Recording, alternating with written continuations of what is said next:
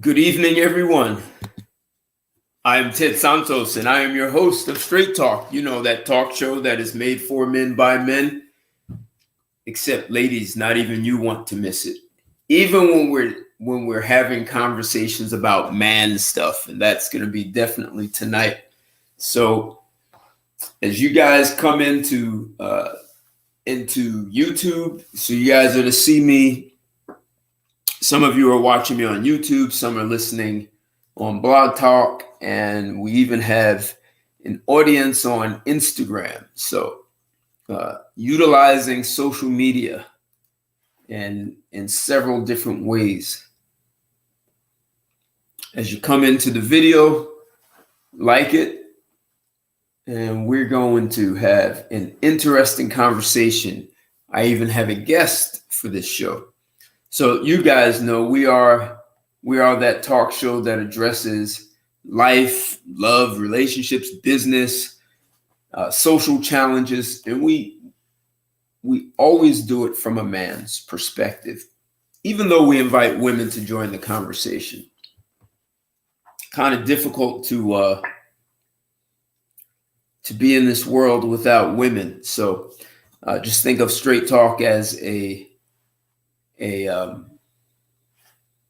virtual negotiation table where men and women can actually talk things through, except men have been silenced for quite some time. So this is a place where men can actually say what they are really thinking.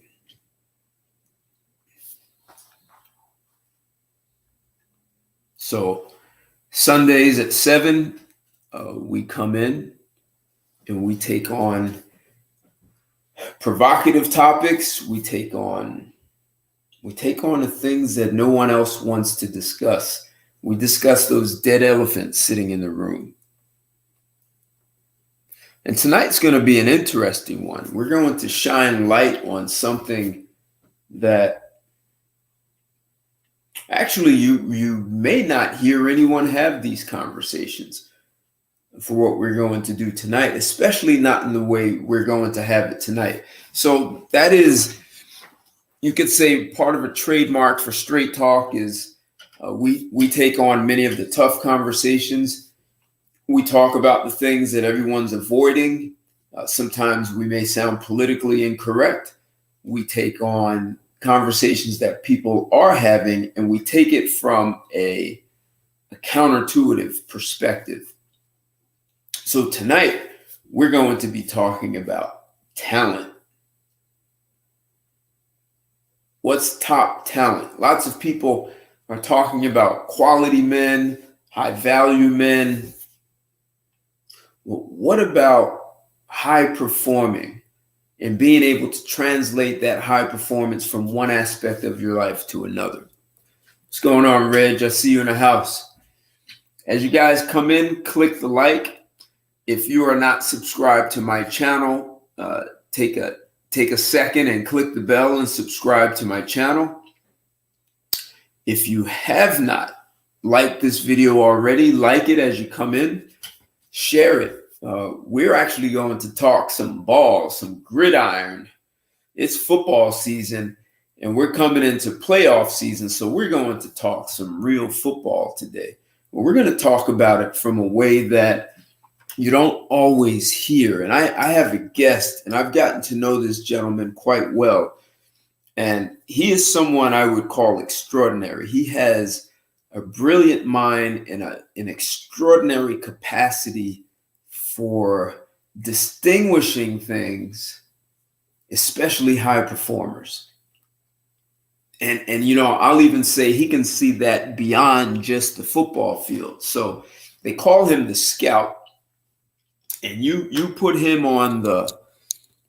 you have him watching a game on the sideline, and he's going to pick out the top players. Even it doesn't matter if he's never met these players and have never seen them play before. So he has this eye, this competency for picking out talent, and he calls it the juice. And when people have the juice, they can actually transfer that, not just from football, they can transfer it to other aspects of their life.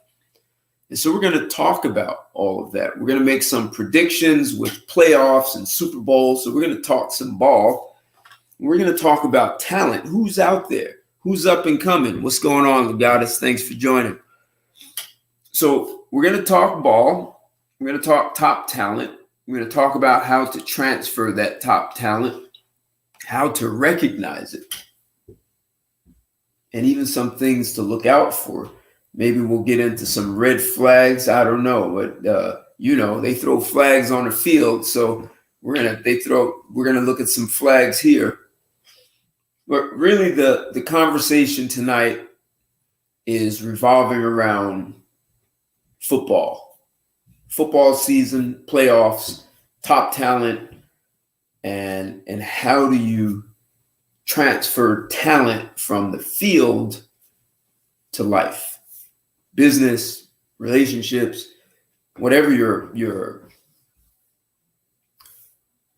ambition is, right? So there's a shelf life for football players. So where do they go from there, and who has that talent? Who has that fire in the eye, that 1,000-yard stare that we all hear about? So like the video, guys, as you come in. Always appreciate your support. I posted my Cash App and PayPal in there. You guys have been really great about that. So I want to thank you for the support that you all have been giving me in my live chats and the videos, the comments. Share this video because lots of guys like to talk about football. We're going to give you a perspective on players and talent and have you look at the game in a way that you haven't seen before, even though it's still football. So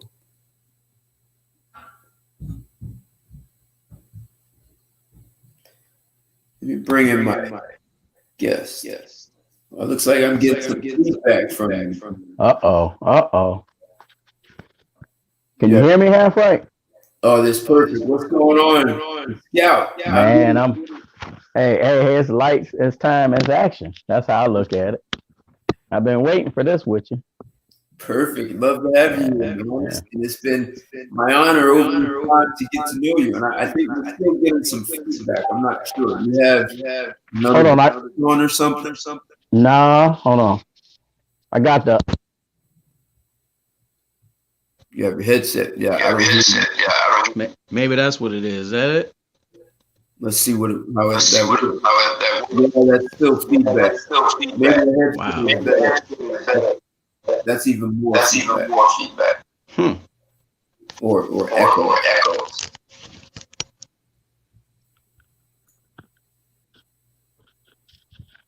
Because I don't think I got anything else open.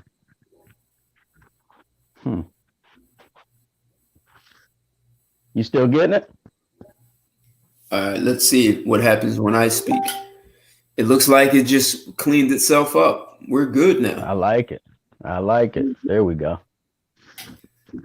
So what's going on? You watching any games today? You know, while you was doing that great introduction, I don't know if I can live up to that, man. I ain't never heard that before. I'll take it. No, but while you were saying that, I was looking at they got the Chiefs and the Saints on right now, and Mahomes, he doing his thing right now. So okay, I was getting that in. All right. So you're up in there are a few states that are football states. Texas, right. Florida are big ones. And you guys are the Buckeyes. So you guys are a big football state up there also, man. So OH. Anybody in the house from Ohio, if I say OH, you know what they're going to say. I-O. Buckeye all the way. That's right. This ain't no accident I got the red on, Ted. Come on now. we in the BCS for a reason. There's 4 of us. Perfect. Yeah, that's right. So let's let people get to know you a bit. So you have an eye, you have a competency, and you know how to recognize talent. And I'm going to guess, and maybe I'm overstretching it, it almost doesn't matter how old the person is. Like, you can recognize talent, even in children. Right, Like right, right. guys playing Little League, Pop Warner, you see who's coming up before Right. everyone else does. Yeah, I don't mean to cut you, but like, remember, you brought up that word I like to say, the juice. I want to And, get to that. I want to. yeah. And I want to ask you before I want to ask you. So there's a name that no one really likes to talk about anymore, and that's Hmm. O.J. Simpson. And they called him Wow, that's a blast from the past. Yeah. they called him the Juice. So is Right. that where you coined the term? Is it from O.J. Simpson because he was top talent, or you call it the Juice No. for your own reason? I kept think going back thinking, I don't know how I came up with the juice. Okay. Uh, it might have been when I was on the field or so. I might have heard somebody say it and I just quantified it with what I seen. And Okay. I just been using that for, man, decades now. All right. I mean, I don't like when I'm watching somebody and I see it, I don't even have to say it. I see it. Like when I'm watching game film, man, I must have looked at, who knows? I don't know. Like we talked before, for you to be an expert or something, you got to do 10,000 hours. Right. And I tell you right now, I'll go back in the history books and we'll talk about my past history. But I can let everybody out there know by the time I was in middle school, I had my 10,000 hours. Wow. Looking at film, that's no question about it. Yeah. So you've been watching film. You've been I hear stories about guys looking almost frame to frame, slowing it down and watching. There's a guy I forget his name, but he's I think we spoke about it. He's a kicking coach, and he's never kicked a Right. football or a soccer ball. Right. But he's been in a wheelchair all his life, and Yeah, you turned me on to him. I had to look at his YouTube videos, and okay, he's definitely out the box, unique. yep, Yeah. yep. So he's a guy who, like you see, he's watched films, like thousands of hours of films, and that's why even though he's in a wheelchair, he's what you would call the master kicking coach, right? Because he got it. So he started at a young age, or is that what you did also? Yeah. Probably looking back, I probably was like, I say 7 years old. Yeah. And what did you see when you were 7? Well, back in my day, we didn't have VCRs and so, hey man, I had to take like extensive notes, like first of all, I grew up in a football background, in Ohio. I mean, you come out the crib loving, breathing football, Right. And where I grew up, my area, it was football oriented. So like, any kind of free time we had, we was out in the backyard, weekends, backyard, playing that gridiron, Right, exactly. So like I said, it was just second nature. So I say like around 7, definitely before I was 10 years old, I'd be watching the games, and then I got to the point where I was like, man, this guy's better than this one. And then I got intrigued. Why is that guy better than this one? So then I just started watching them, how they moved, how they act, how they walk, which is weird to some people, but what I call like ballers, they got a certain body chemistry about them. Okay. You know what I mean? Okay. And like I spoke to you before, I got people I know in the NFL, all levels of football, whether they playing on the field, on the sidelines, I know. I might not have a name to most people out there, but I got connections like that. And when I talk to these people on the phone, it's like it ain't PG. What I'm talking about, you talk baller talk. See what I'm saying? Right. Like when they do an interview on TV, it's tailored to the masses, and I get that. So it's not like they faking or nothing like that, but that's that's their job. They on TV. But like when I talk to them personally on the phone, it's crazy. In a good way. Different conversation. So when they get interviewed for the media, they have one conversation. Right. And that's their job. That's their job, right. And so when you speak to them personally, is that so? Does the juice come out when they interview on the TV? No. Okay. Well, I'll put it this way: the juice, you can see the juice if you're a person that can recognize the juice, but they don't like to bring that out right there because that's kind of that that's that raw stuff. Everybody couldn't handle. You know what I mean? Like for instance, I was talking to this one kid, I call them kids. You know, he was in college, but you know, he was 20 something.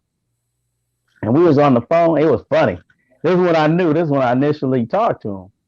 And I said, he got the juice, right? So we talking. I already knew through his play on the field that he had it, right? But I have to confirm it. I got to talk to you. You see? So we was on the phone talking, and I asked him. I said, I'll say Charlie. I said, Charlie. I said, man. I said, you blew that guy up, you know, because he was a linebacker. Right. Excuse me. And I said, you got to tell me, what was you thinking before you blew him up, man? I seen it on the TV. And he was like, Ken, he had me laughing. He said, Ken, he said, man, before I hit him, all I was thinking, I was visualizing when I hit him, his helmet would fall off with his head in it. Wow. Now, see, now to most people, they go, oh my God, brutal, crap. But I'm going to tell you, to survive inside them trenches like that, that's the mentality you got to bring. Now, I'm not saying he want to legitimately hurt that person, but the first thing you're thinking about, especially my defender guy, is brutality and physicality. I'm crushing him. Right. Because at the end of the day, you can do all the X and O's, you know, this, that, and all the other you want to talk about it. But what it comes down to, who's going to out physical who? Because the tricks, at some point, the tricks are out, you know? So wait a second. So let's back it up. But there's a lot of meat on that bone. Do you have any idea about what age you started saying that person has, like, you started recognizing juice in someone? So at what age and how did you know they had it? I say, let's say I started about 7. I say by probably 11 or 12. So 11 or 12, yeah, you I knew. recognize it. Yeah, I could tell. The reason I could tell back then is I was taking extensive notes. You know, I didn't have no computer and stuff back then. Right, you know, I had tablets and I had notes, like more like the binder kind that you could put in there, you know, and I had it divided by college teams.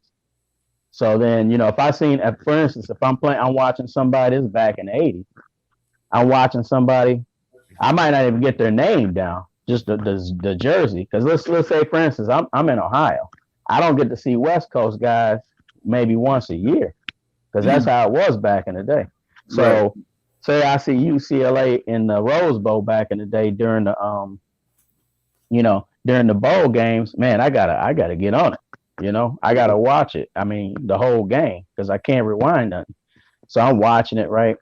And I say number 22. Man, I be putting down notes, and I would do it in a way where only I could understand it, because I had to take quick, short notes. Right. So a lot of times when I be referring stuff, like I went into coaching down the road, and that's why a lot of times I talk in like 10, 15, 20, 30 second increments, because I got to get the information out quick to these people. You see that? You see?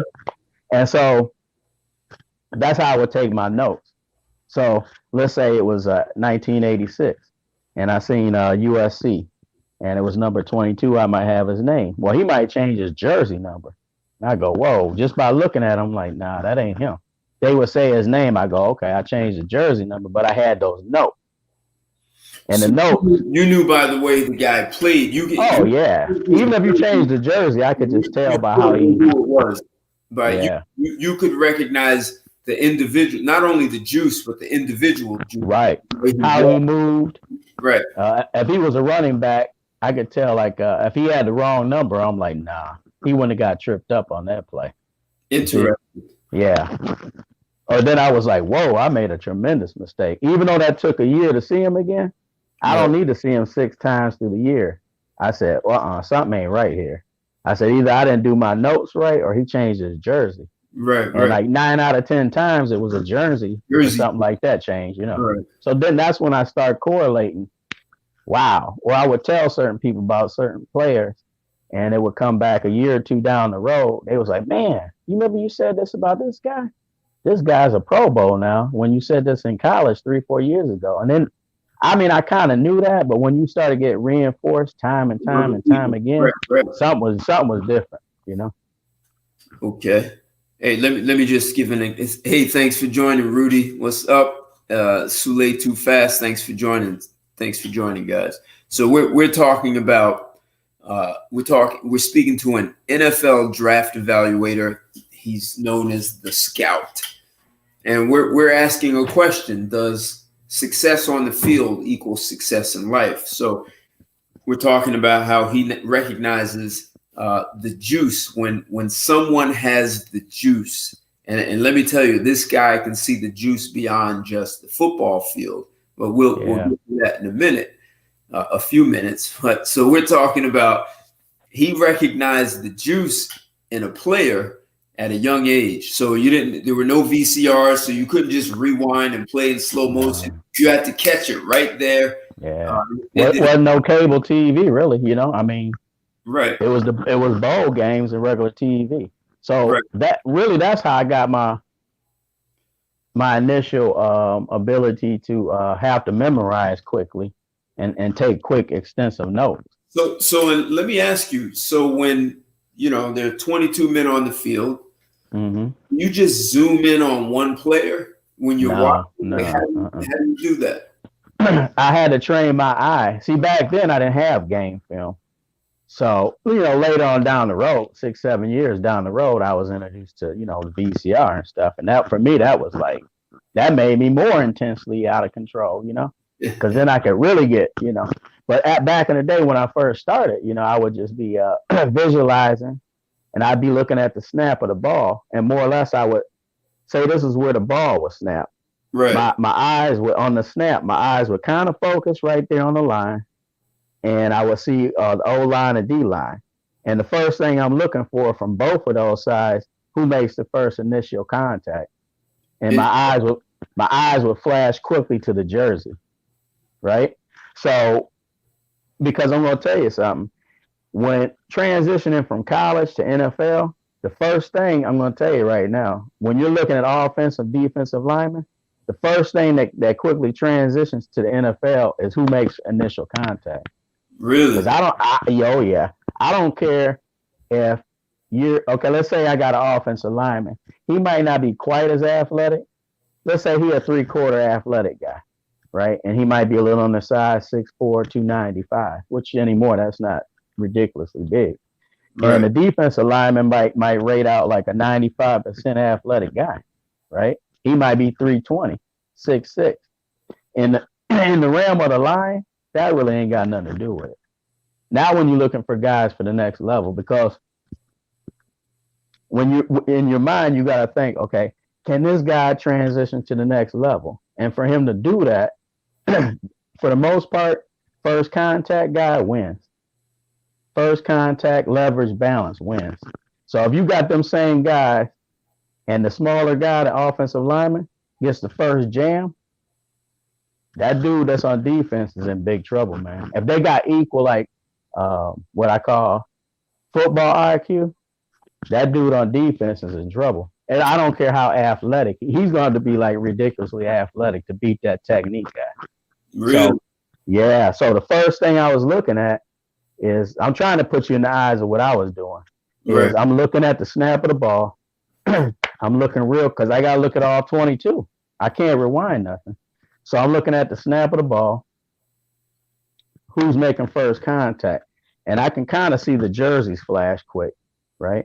So in my mind, I go, okay, I got to mark down 78 and 95 on defense. See, I already know that in between plays, I got to put these guys down so I can reference them in my mind on the next step, right? So then as the play is developing, if it's a running play or passing play, now I'm concentrating on the offense.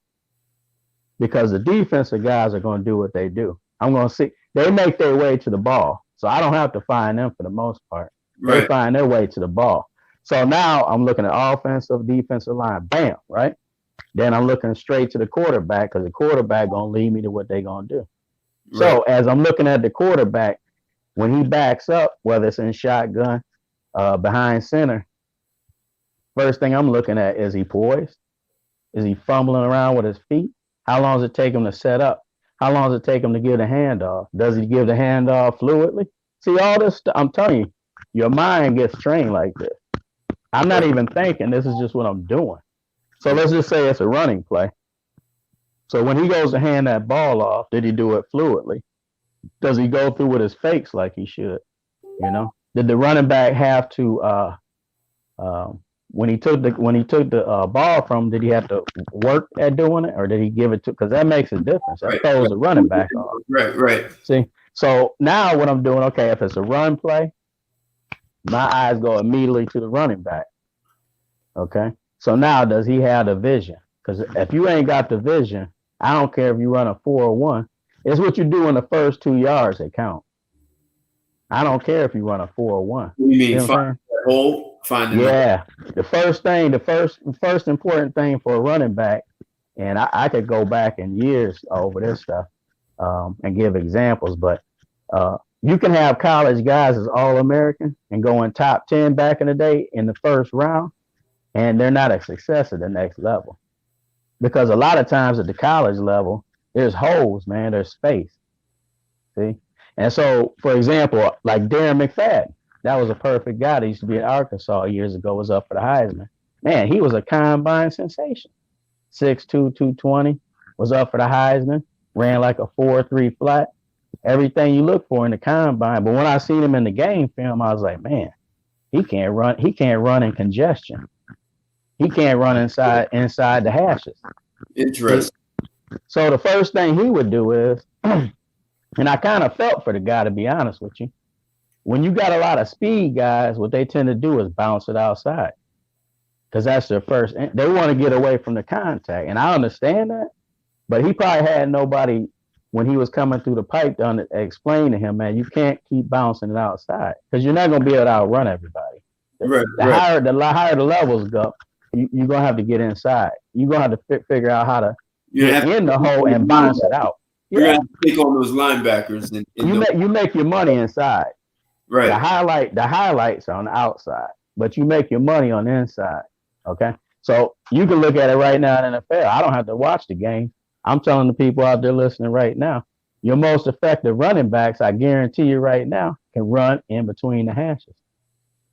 Period. If you can't do that, you ain't gonna make it, man. So let me ask you this. So if we take everything you're saying, like sounds like you're literally watching 22 men on the field simultaneously. Yes. Yeah. Your eyes have to be that's serious training. Right. And like you said, you were doing this before it was VCRs where you could play it back and forth. So you had I couldn't fake it. Yeah. Right in there, right? And like what people call a photographic memory, but like you had a video memory, so you had to have the emotion. How this guy moves, is it smooth? The handoff smooth? Can he take congestion? So just looking at that, let's pause for a second and let's look at the NFL teams. Who's going to make it? Who's going to be the winners out of the playoff based on what you see? Well, like I was looking at the Chiefs right now, and the NFL has become such a passing game that I'm more of a ground and pound guy because I like the physicality, to be honest with you. Right. But you got to go with what's going now, and that's the passing game. Right. So you really do have to start with the quarterback. And that pretty much eliminates, to me, 80% in the NFL right off the top. Okay. You know? So you got Mahomes, you got Aaron Rodgers, you got Wilson at Seattle. I'm talking about guys already right now. I'm not talking about potential type guys. Who's the kid at the Texans? He's got it, but he ain't got nobody around him right now. That's pretty much it right now. I mean, Brady, I've never been a big Brady fan. Right. I mean, personally, I think he's personally somewhat limited. I mean, he's a winner, you know, but to me, he ain't on my Mount Rushmore, you know, because he's limited. If he don't have a great offensive line, ain't much he can do. See? So for me, you got to be well-rounded at any position. That don't mean I wouldn't take him as a quarterback. I'm just saying, if you're talking about the elite of the elite, I mean, I'd take John Elway over him in a heartbeat. Okay. So who do you think? Who will be top four teams? Top four. I'm going Chiefs right now in the AFC. I would say Pittsburgh, but Big Ben, man, he ain't looking right now. Really, Wow. Pittsburgh has a great record, man. Yeah, but Big Ben ain't looking. Roethlisberger, he just looking kind of. He that age is starting to catch up, man. He can't extend the plays like he used to. Um, Do you think that will catch up to them by? yeah, in the playoffs, I don't think they're gonna be able to. They're not gonna make it to the. They might win one game in the playoffs, but that's about it. You guys Really, heard it here first. You heard it here first. So there yeah, are lots yeah, of people putting money on. yeah. I ain't even joking about that one. So I say, you're already counting the Steelers out. yeah, they're not going all the way. They might be lucky to win one game in the playoffs. Lot So, of players, especially offensive linemen, are beat up by the end of the season. yeah. They get hammered, right? Now, So if this was 3 or 4 years ago with Big Ben, with what he got right now, yeah, I say, yeah, they'll be giving the Chiefs a run for their money. But all I right, got to go with the present, all right. So you think the Steelers will make it to the playoffs? Yeah, the playoffs, I say it'll be The the Chiefs. Steelers, the Chiefs, Buffalo, and probably maybe the Browns. Maybe the Browns. Okay. But realistically, only the Chiefs. I can only really see the Chiefs going. To the Super Bowl. Yeah, out of the AFC. And In the NFC, Green Bay, New Orleans. I was just watching them a little bit of Kansas City. I actually don't watch a lot of NFL, to be honest with you. well, we're going to do the college, but so yeah, New Orleans is looking good, aren't they?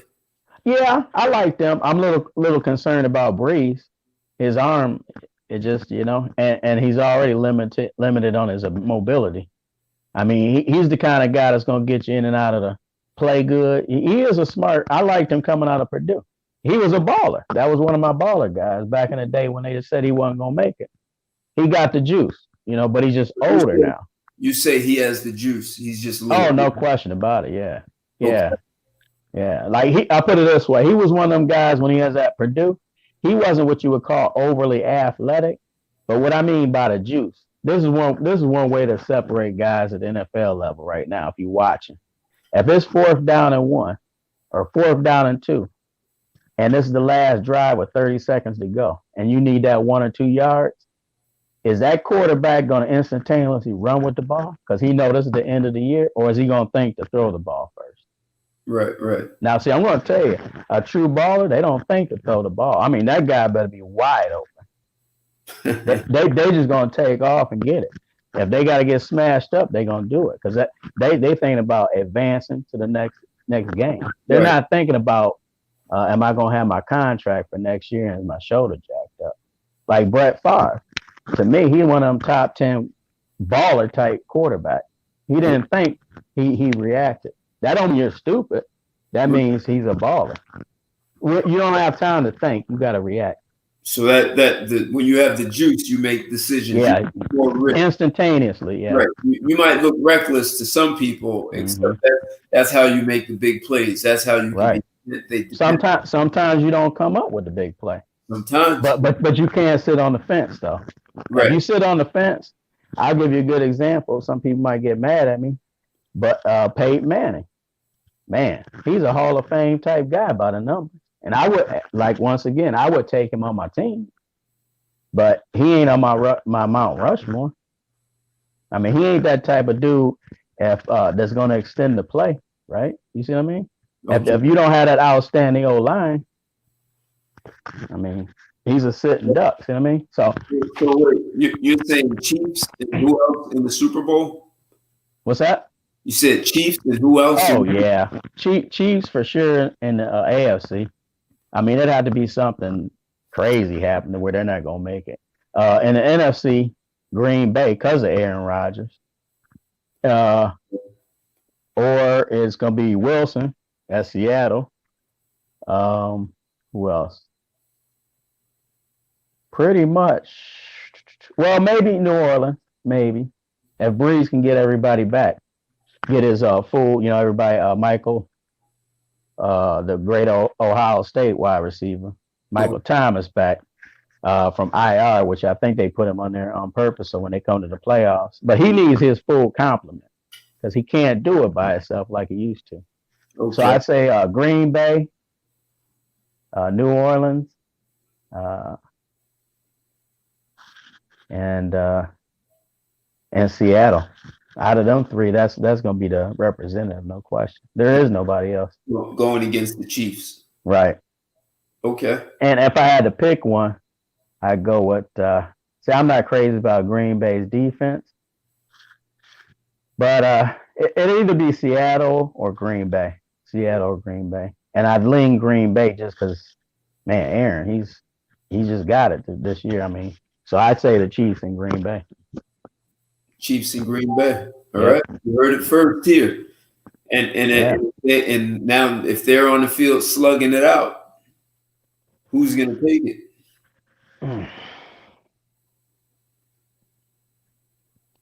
Wow. I might have to go. If it was quarterback for quarterback, I'd lean Mahomes. I would lean Mahomes. I think Green Bay got a better running game. As far as the defense, I think that's pretty much up in the air. Wow, that'd be a tough one. I'd lean with Mahomes. Okay. I'd go with Mahomes. So I say KC. So before we get into college ball, I want to bring in two callers and let them engage you in this conversation about the juice. Yeah, I love live calls. That's what I'm here for. So I'm going to bring callers. One person is at area code 870. The other one is 310. What's your name? 870, and where are you calling from? You're live and on the air with Straight Talk. What's going on, Steve? What's going on? Tell them your name and where you calling from. This your boy Ken from Arkansas. What's going on this evening? All right. Say hello to the scout. What's going on, Razorback? If he from Arkansas, you gotta be a Razorback, right? You know that. All right. Hold 1 second. We also have area code 310. 310. You're live and on the air with Straight Talk. What's your name and where you calling from? Spot on. USC Trojan in the house. Los Angeles South Central, Vic. Now I'm living in Atlanta, Georgia. What's going on? There you go. That talking about the juice. There it is, right there. Let's talk about the juice. Right. You know who else I gotta throw in there? Number 5. I think you know who that is, Mr. Bush. Oh yeah. But you know what? No question. Bush was my dude. All of my dude. But since Bush, the best basket I've seen to come out of college football since Reggie Bush been Shaquan Barkley. Okay. You think so? Oh yeah. Ooh, I gotta give some pushback on that. I gotta give some pushback. Don't forget now, he came out the Big Ten. I get to see him on a daily. I don't know about that. I liked you up till you said the USC and Bush, but I'm questioning it. Go ahead. No. I said he's the best back to come out of college football since Reggie Bush. Okay. Ooh. And actually, he's a better pro. He's a better pro because he's bigger. But go on. So who's gonna be the number 1 draft pick this year? Clemson dude or your boy Fields? Give us a critique on everything. I know you got. I think the Clemson guy. I mean, they pretty much stamped that a couple years back. You know, I don't really like how they go about doing it, because you know how they do it anymore. They try to like build certain guys up. I like to see it play out. You know, we still got to go to the combine. We ain't done with the games yet, so I don't like a lot of this pre-draft type, conversation. You just mentioned Tom Brady. If we all remember Tom Brady's combines back in the day, no one would believe he's the GOAT. So said about McFadden, and I remember McFadden. I remember McFadden when he was there, and he didn't turn out to be very much. But tell me something.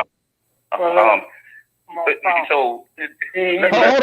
I gotta ask you real quick. You know who else was in that backfield with him? Oh, Lindell? Yeah, and there was another one. That was my favorite running back. He was on the sport. I think wasn't he on the game? What, about 6-7 years ago? The big running back. What is that PS3 game? Remember how they give it to the MVP or whatever, however they do that? Well, only back I remember from when it was rolling like that was Reggie Bush and Lindell White. No, I'm talking about. Oh, I got you. I got you mixed up. I'm talking about my Arkansas guy. But go ahead. I got you. Go ahead. Oh yeah. So you critique football talent, right? Right. So how do you relate that to the corporate America business world and the economy and the way the world is going now, as far as the workforce, the ethics, or just how all of this is working out? Because this country in the Western Hemisphere or Northern Hemisphere seems to be on this "we're trying to be fair" type of shit. Right. I'm glad you said that. Because actually, I look. I'm going to tell you something. I incorporate sports in my football with a lot of other things in my life. Whether I'm talking to somebody for a job, I've done it. I've actually closed jobs using up NFL draft. Believe it or not. You might be laughing, but I'm serious. But I'm glad you brought that up because, I equate what it takes for a successful player at whatever level, whether it's college or NFL, the same as in the real world. And what I mean by that is your work ethic, your morals, your character, your integrity. That's a lifestyle. You see, that's not what you call what you do when people. That's not something you do when you're out in the light in front of people. That's what you do behind the screen and in front of everybody.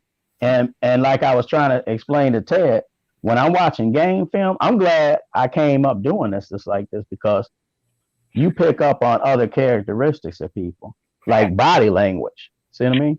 Like how a player moves around and stuff, how he interacts with his teammates, how he acts after he scores, how he acts after he might get a big first down. Hey, I'm telling you, I used to coach, right? So when somebody goes and makes a touchdown and they celebrate a lot, I have no problem with that, as long as you don't denigrate the other team. You get what I'm saying? As long as you go ahead. Jamal Murray, the basketball player, I think his name is Jamal Murray. He played in Kentucky and he plays for the Denver Nuggets now, right? Right. When he was in college, he played for Kentucky, right? And I only seen him play one time, right? But he was on the floor, and just the way he moved and how he was doing things, I was looking at this guy like, wait a minute. Then he started playing, right? And he wanted to crunch time. They ended up losing the game, but he cried because he put up a monster game, but they still lost. And he took it on his shoulders. He was crying. He said, I could have did more, right? I never thought, when I looked at him, and he was wearing Jordan number at that time, I was looking at the way he moved on the floor, just how he did. I was like, this dude is something. Yeah. He ended up top in the draft. So I know, like I said, just like when you're analyzing in the corporate world or business, or it's like that vibe or something they do. Yeah. So that can equate it also with the red flags.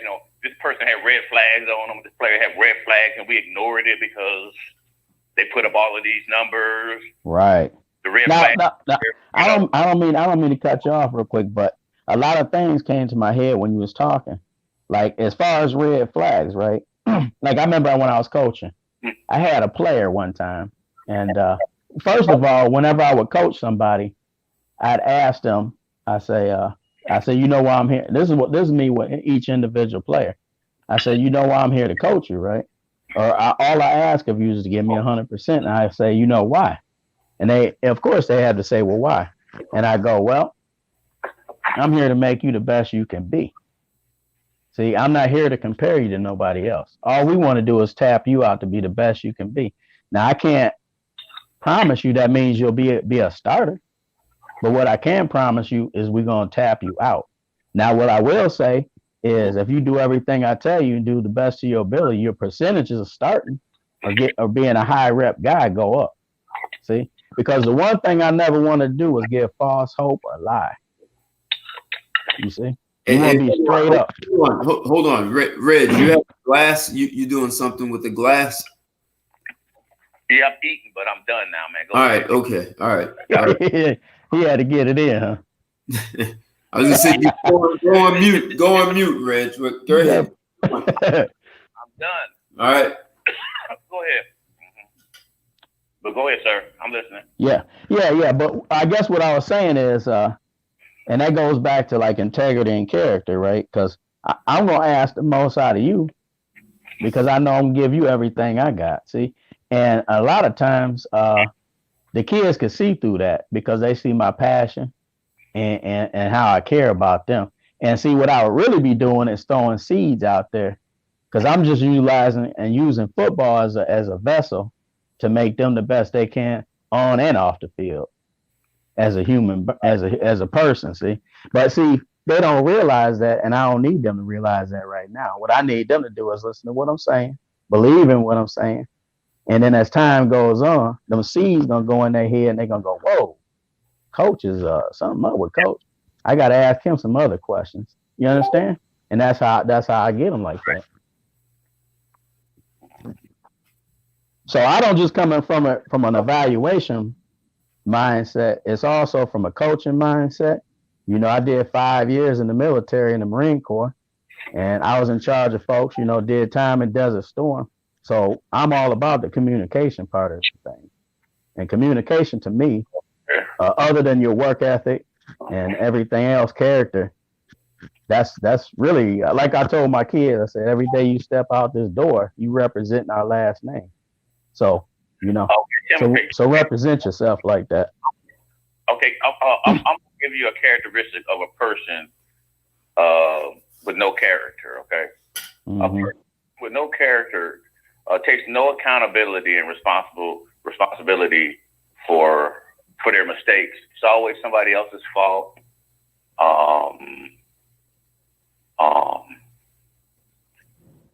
They really don't take very much pride in what they do, but they'll try to paint an illusion of something just to get by. Is that what, are those two prime examples of a person with no character? Well, you know, I'm going to tell you something. I hate throwing names out there, because especially if I never met the person. But the prime example of who I'm talking about, as far as if I was a GM and I was a basketball GM, the prime guy that I wouldn't trade for, who's the guy at with the Rockets? What's his name? I'm going to tell you, he give off bad chemistry, man. Bad chemistry. A whole lot of red flags for me. Yeah, I wouldn't want nothing to do with him. He ain't a winner to me, man. He put up the numbers, but he ain't a winner. Okay, so does that equate with what I was saying? A person about character. Yeah. With no character takes no responsibility and accountability for their actions. They're always somebody else, correct? Yeah, right? That's perfect. Yep. Okay. So then a player with that type of mindset, what kind of career or what kind of success do you think they're going to have? I think those players tend to have individual success for normally short periods of time. They can have long, like Harden. If you look at from the outside looking in, he has been successful. I mean, he ain't gonna win championships. I can tell you that. Individually. Right. See, but as a team, he'll if he stays like he is right now, I don't care who they bring to that team, they'll never win it. Okay, so if you're in corporate America and you're the only one succeeding, but the team is failing, and they say, well, I did my part. You know, that's a losing mentality. You know, It is to me, because I was talking to Ted, right? And my current job, I've been there 5 years, right? I came off the street and didn't know anything about the job, right? And they pretty much figured I wasn't going to be able to figure it out, because it's a pretty detailed job. Well, make a long story short, I made it. You know, I took extensive notes, man, and I asked 1,000 questions. They hated it. See what I mean? But I'll say this: after about a year and a half, I became the trainer. See what I'm saying? So you ended up mastering it. Is that what? Yeah. Because the one thing is, people that how do you say it? is bigger than you all the time. Like when I came in that place, man, I remember a lot of people was like, man, that area is like garbage, man. You don't want to be over there, right? Well, I heard what they said and I took it in. But see, I'm always thinking from the team perspective. I'm gonna make the people around me better. See, that's how I think, man. Because if I make them better, we're gonna be better. Everybody gonna do right. See, right. that's in my DNA, man. You want to elevate the people around you. Put it this way: if you had a mindset of positivity and being the best you can be, I don't care if you come in contact with the person at the gas station you got to give the money to. If you go there on a continuous basis, after a while, they're going to notice. They're going to feel your vibe, man, your positivity. You might be smiling all the time. It might be something that you might remember that person's name, Sarah. I do that a lot. Hey, thanks, Sarah. You know, after about a month or two, ain't because I want nothing out from her, but after a while, you'd be surprised. Hey, Ken. Hey, blah, blah, blah, blah. How you see? So you know, your Reg is bringing up something important. So I was talking to someone about you in the show tonight, and they were saying, "Oh, anyone can find talent now. You just look at stats on the internet." And I said, "Well, what if you could find talent before the stats come up? You know, before they start being classified as a high performer? Like, what do you look for?" So, is that what you're talking about now, and the things that you look for in a player before everyone realizes who they are based on stats? Because usually people don't know until after the fact, right? Well, one thing I can do is we can have a follow-up or two or three just on the evaluation end of things. And I can follow up with some players that might be off the hidden path right now. You know what I'm saying? That most people ain't talking about, because I do it every year. This is nothing unnormal. You know, it might not be out to the masses, but it'll become normal on this channel. Okay. You see what I mean? When I do, and I'm not saying that to boast, but I want to make sure that the people out there listening to me, they understand that I'm not some fly by night type guy. I take what I do serious, you know. So you've met some guys in high school and said you're going to college. You're going to play college ball and pro ball. You've met some like that. I'm primarily college, but I've been invited to camps. And okay, here's a good one. I was invited to this high school camp in Pennsylvania. So there was like 8 of us there, coaches and stuff, and they divided up by different positions. And you know, this guy was saying, "Hey, who wants the offensive lineman? Who wants this or this or this?" And I just let everybody take what they want, because I can work with anything, you know. And so the quarterbacks was left. I said, "Okay, cool." He said, "Can you do that?" I said, "Yeah." Right now, I've never really specifically worked with the quarterbacks, but it really don't matter. Okay, so the first thing I did, I got them together. I put the cones out. I told them, "Hey, I want you to throw some outs. You know, we'll do a few outs." So we did a few outs. We did a couple posts, this, that, and the other. Right. So then I started doing on their mind. Right. So there was a kid there. This was about 6-7 years ago. And he was one of the top guys. I think he went to West Virginia, and he happened to be the MVP of the camp. Big kid, 6'4". I mean, he looked the type, everything. But I wanted to make sure he was a baller. Right. So I'm talking to him in between plays and stuff. I said, "Oh, man." I said, "I heard you the man, you know. I heard you got the scholarship and all that." He's like, yeah, coach." I said, "Let me ask you a question." I said, "Hey, it's 4th and 1, 5 seconds left. You at the goal line. You take the snap. You can see there probably you ain't gonna be able to pass it. You can run it or you can pass it. What you gonna do?" He said, "Oh, no question, I'm running." I started laughing. See? He said, "What's funny?" I said, "Because you took the option of the run. That means you're a baller." He said, "You right." And from that point on, we connected. There really wasn't much more to talk about, because see, that's the type of stuff. See, that's baller talk. See? Okay. I'm just telling you. And it's the way he reacted to me. He said it instantaneously. He didn't have to think about it. And I knew he'd be successful. Interesting. Yeah. Okay. But I definitely want to come back on, maybe even like a month. And I'll give you a list of people that most people ain't looking at. And they'll probably be like fourth, fifth, sixth round, late round draft pick, undrafted type predicted guys that'll make rosters. And for people to do that, that ain't easy, buddy. So The percentages on that ain't easy. You want to talk a little bit about college and who's up and coming that people should be looking for? I really don't want to get. I haven't been into that mode for the 2021 draft. But like I said, it ain't gonna take me long because I really been working on some other projects, like we talked about Ted.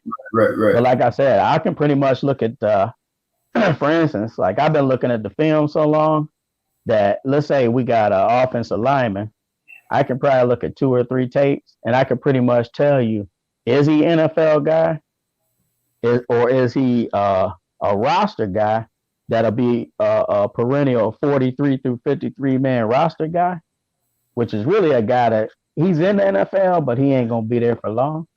Or do you want that guy that's going to be a high snap guy or a guy that's going to be a starter? See, people that really know, you can see that. So to say, oh, he going to make the NFL, man, that's so general, man. Anybody, to me, the difference between a scout, they can tell you, okay, this guy, he might make it. But evaluators are more detailed.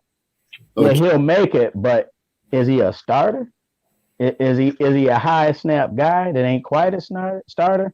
Or is he going to be a career backup?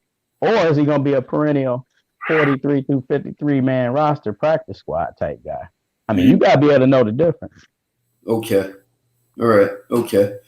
So let's take what Reggie was putting on the table. So when you meet people, so let's take we're going to go down 2 different lanes. One is people who are not athletes and not playing college or pro ball. And then there are people who are actually playing football, and you can see that after their career is over, they're still going to be successful at whatever they do. Right. Can you recognize those guys, and what do you look for? Like, so you see them in playing ball and they have the juice. How do you know that juice transfers to something else? A lot of time, especially like the guys that are considered, let's say, top 20 type guys to most people, right. If I evaluate them, I'm just giving you a one perspective.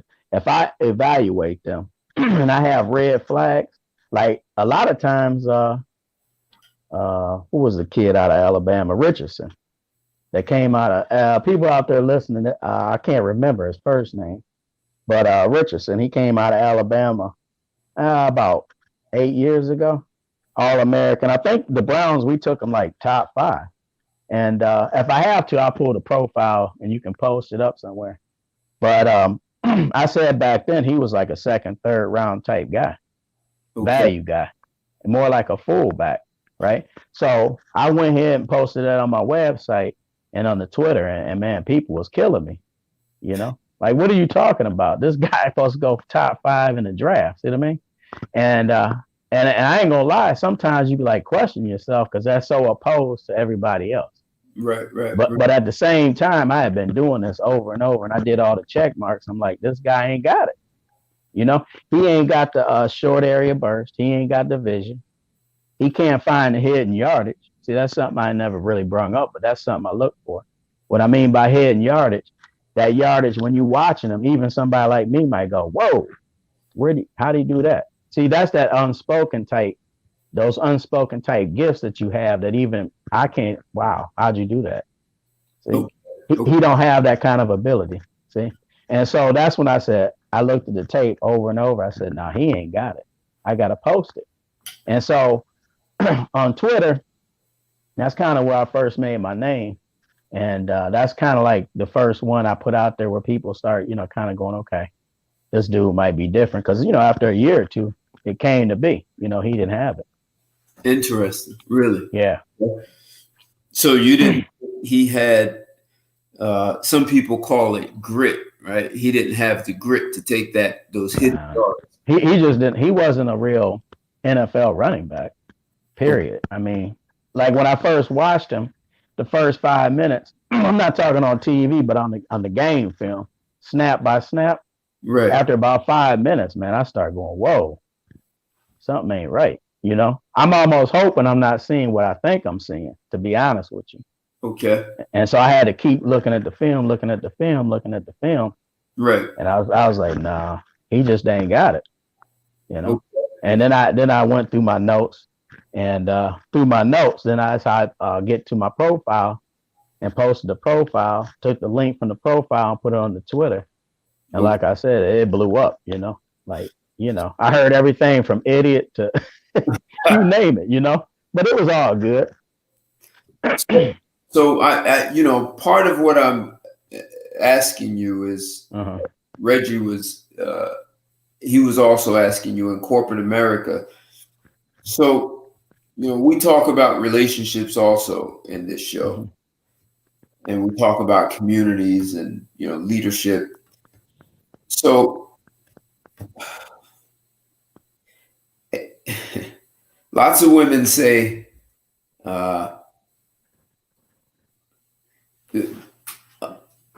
it seems like lots of women believe, or lots of women want the guy who has the juice. I'm going to start it like that, right?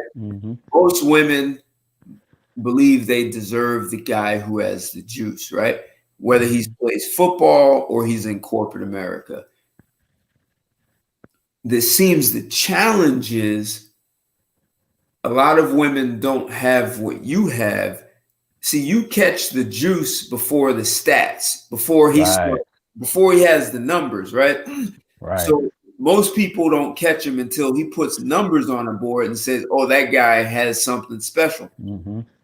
You catch him before that. So for a lot of women, they don't catch the guy until he starts putting salary numbers. Oh yeah, he makes 6 figures. He's someone, but they don't know how to catch him before that. Yeah. You have any suggestions on how women can find a guy with the before he starts putting on the board? You know what? To be honest with you, the first thing that comes to mind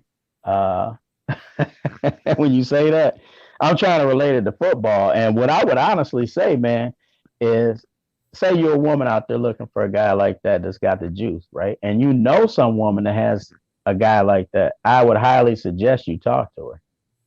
Interesting. That's the first thing that came to my mind, because first of all, those guys with the juice there's not a lot of them. Let's face it, you know? And so that's a rare commodity.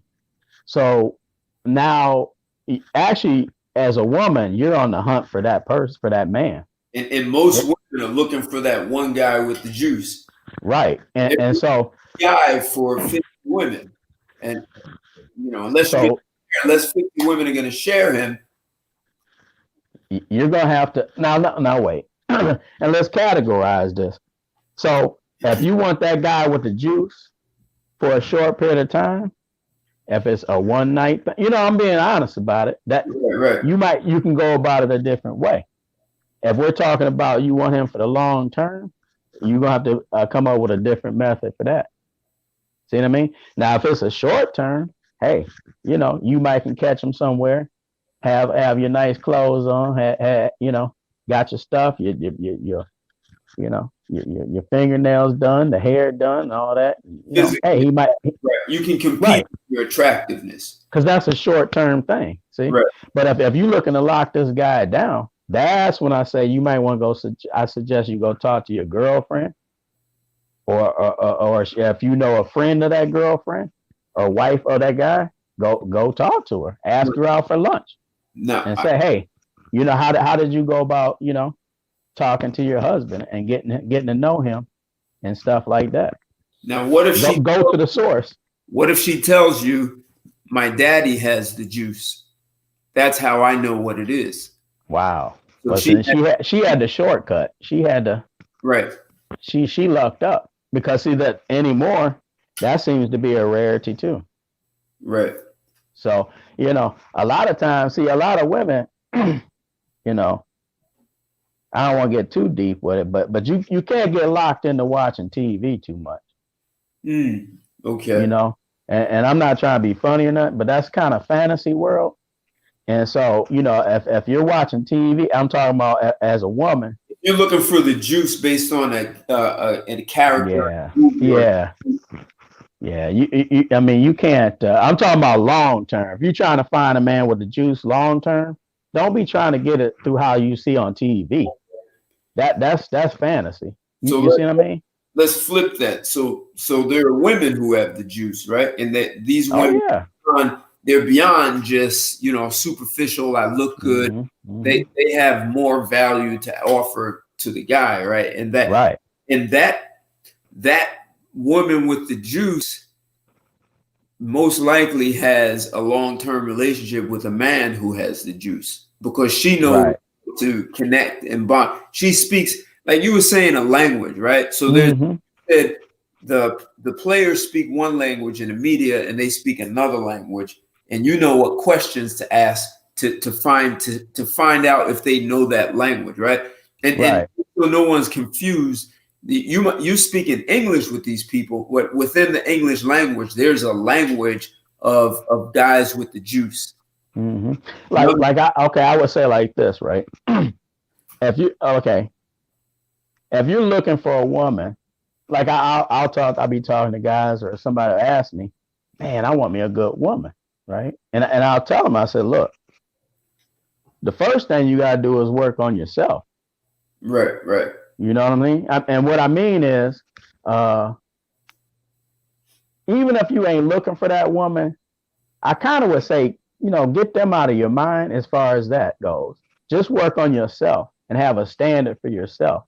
Okay. As a person, you know what I mean? That would be my advice as far as a relationship thing is, if that's something you're looking for, don't think about it all the time. Really focus on yourself and making you the best you can be. Just like I say when I'm coaching, it's the same parameters as your relationship and individual type as a person. You know, be the best you can be. What I mean by that is, hey, I say to people a lot of times, you know, I'm trying to be an athlete for life. You know, I try to keep myself in shape. You know, I'm not no world-class athlete, but I mean, if I had to go play ball at a heartbeat, I could drop it and go, you know, I can hang for a while. You know, I mean, I'm not going to get that sweaty. I can do what I got to do. Intellectually, you know, you want to be kind of well-rounded. What I mean is, you know, I'm not saying you have to have 3 different languages, but, you know, read some books every now and then, you know, keep your vocabulary up, you know. You'd be surprised when you're talking to a woman, she can tell in the first 5 minutes a lot about you. It ain't so much about like what you bring into the table money-wise, but she can tell if you're a well-rounded individual by how you carry yourself, how you walk, how you talk, you know. Do you keep yourself neat? You know, do you shave? You know? What kind of man are you? Yeah. I mean, that's important, you know. You'd be surprised. I mean, the little stuff, you know. Maybe you don't have what you call $200 tennis shoes, but you keep them clean. Right. You know what I'm saying? Your clothes might not be name brand, but you keep them clean, you know? Right. The little stuff, they all add up, you know? Okay. And then you got to be realistic too sometimes, you know? Because as a guy, hey, I'm like any other guy. Everybody wants the 9 or the 10. you right? But just like I was talking about the juice, there's not a lot of those. So, you know, when you're setting your standard for yourself, another thing is, it's funny how the universe will let you know where you stand. See? How you carry yourself, because a lot of times the women will gravitate to you. That's on your level. You get what I'm saying? And so, you know, like I say, your standard is important. And I really do believe in integrity and character. That don't mean perfect. You know, you don't have to be a perfect individual, but you do have to have a lifestyle about you. Okay. That's 24/7, you know? Okay. All right. That's good advice. Yeah. Hey, Kendrick, are you still there? You have any questions about football, the juice, no, I don't. Razorback? No. I ain't got no questions, none of that. Basically, what's out here is a whole lot of used up phone thing, and I'm gonna keep my high standards. And I'm gonna have my preferences. So I don't know what these women end game is, but the man that this brother just talked about, he don't want nothing used up, and I don't need it. Right. Yeah. Right. Yeah. I mean, and like I say, I ain't out here to, I ain't out here to judge nobody. As far as like, I ain't said you did. No. I guess what I'm saying, you know how they say sometimes one person's garbage might be another man's treasure. And so like, now I'm feeling you, Kendrick, because I hear you call in any other time. I'm glad to hear you call in tonight because this ain't the first time I listen in on Ted's show. I mean, you a regular. You a legendary caller on here, bro. Yes, sir. Cause I'm like you as far as keeping being realistic and being non-delusional. Cause I stand on it with you. But yeah. Me out here messing with everything with a skirt on and some high heels. No, I just can't do that. Right. Well, yeah, I'm glad you said that, and I've heard you talk on here before, and you keep it consistent. So that's consistent how you usually talk. But one thing I talk to, a few of my partners, I ain't got a lot of, but when we talk about, a lot of times we'd rather be single and keep the standard than lower our standard just to be with somebody. Right. And you gotta watch that trap, man. Now, like I said, when you put in your standard, don't get out way outside your box of what your standard is. I mean, like I said, life will let you know what that is and where you at in your journey. But at the same time, don't fall back too far, because like then you taking on things that, put it this way, if you take a stray cat in and it got fleas, after the cat leaves, you still gonna have fleas. you see what I mean? So I don't want to be itching all day when I'm trying to eat my food, right? Come on now. Yes, sir. Right. That's real talk. Yeah, I just try to keep it simple, This ain't that difficult, really. If you think about things, give it some thought. That's why I say football, I relate it to everything. Because basically, it's the same thing as anything else, man. Because if you live your life that way, with integrity and character, it's all the same. It's all the same. And I do honest to God believe, sir, it's a sector of men out here that's the entire opposite of what this core group of men on this call are talking about. And the thirst is real out here. Yeah. And that don't help things, no. No, I have to agree with you. Like, especially before COVID, and I was out and about. It's funny, man. Like, you got to be kind of good at body language. That's another thing. If you talking about, prospective women, you got to look. There's a whole bunch of things. I ain't no dating coach or nothing like that. But over the years, there's certain things you pick up on, like body language and stuff like that. And a lot of guys, they just seem like over the years, they ain't picked up these type of attributes to even tell maybe who to go step to. Even if she giving you the eye, but you picking up red flags, I tend not to go over there and introduce myself because there might be just certain things about that woman where I say, I ain't dogging her, but I just say, that might not be the one I want to go talk to, and you got to be able to do that. You can't let the thirst overtake you. Yes, sir. Yeah. You do is listening, because the red flag there, regardless, because you got to look at the fact that there's an ulterior motive out here also. You got to take all those in factor. You know what I'm saying? Yeah. No, I feel you all the way on that one. I do. Hey, Kendrick, let me ask you a question, man.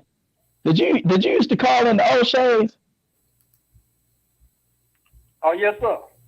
I thought that was you. Man, you got that iconic voice, bro. I knew that. Yeah, you used to lay some stuff down over there too. Oh yeah. Yeah. Now I know you got the stamp of approval now, brother. That's all I needed to know. Oh yes, sir. I'm strictly old school, so Yeah. I've been schooled out here. Right. Yeah. Oh, I've been through it too, bro. Believe me. A lot of times you don't get like this unless you've been through a few things. You know what I mean? That's how you learn, unfortunately. If you don't look, if they don't bump that brick wall, I'm telling you, they ain't gonna never learn that. Yeah, that's true. I wish that wasn't the way you had to learn, but most times that's and you better be a quick learner. You get what I'm saying? You don't want to go over it over 2 or 3 times, just like when I'm coaching. Yeah, I got that 15 to 20-second time spot to talk to you, and we got to get it in. After that 10 to 15 seconds, if I'm talking to you, you got that glazed look, I got to call the next guy up because you ain't ready to get on the field, you know? You got to give me the right feedback, Kendrick. I'm gonna be honest with you, cause the previous years long before the COVID mess, then we had all this Me Too and the slut walk and all that stuff. Men started wising up. They like, oh snap, this broad here, I'm gonna have to bang about these women up in here on this job. You know, right, right. The wrong way around these women. Now you done got caught up. You done got a charge. Right. That's yeah. Was it for me. So I'm like, hey, I'm a bag up and just talk to some of these folks from around the way, cause no, I'm laughing because I tell you what, when it comes to on the job type relationship type stuff, I'm not saying it can't happen, but you have to walk very cautiously. You know what I mean? Because let's say you might have some relations with somebody, right? And it don't work out. Man, you got to see that person for as long as you there. Right. that can be uncomfortable, very awkward. You know what I mean? So I'm not saying you can't do it, but I would definitely really think about it before you go ahead and plunge. So here's a question. Mm-hmm. So you said having the juice is rare. Right. If I'm a guy, Ted Santos, and I like you said, be realistic about yourself, right? Right. So if I'm realistic and I look in the mirror and I say, man, you know, the way I think, the way I move, the way I engage people, I don't have the juice. Like, I'm being honest about myself. Mm-hmm. I don't have the juice. Now what? Well, hold on, Ted. No. Go ahead. And in my mirror, the mirror tells me I don't have the juice. When the way I engage the world doesn't engage me like I have the juice, right? Mm-hmm. And I'm listening to you tonight. I want the juice now. Mm-hmm. I want a guy like you to say he has the juice, right? I want a woman who has the juice to say that guy has the juice and I want to know him. I want a business associate, or if I'm going on a job, they want to hire me because I have the juice. Is it possible? Are people, this is like the whole, are leaders born or made? So is having the juice, are you born with it, or can you develop it? Because you were talking about focus on developing yourself, right? Yeah. How do I get the juice if the mirror tells me I don't have it? Now, okay, when it comes to the juice, I would definitely say don't focus on the mirror. Okay. Take the mirror out of it.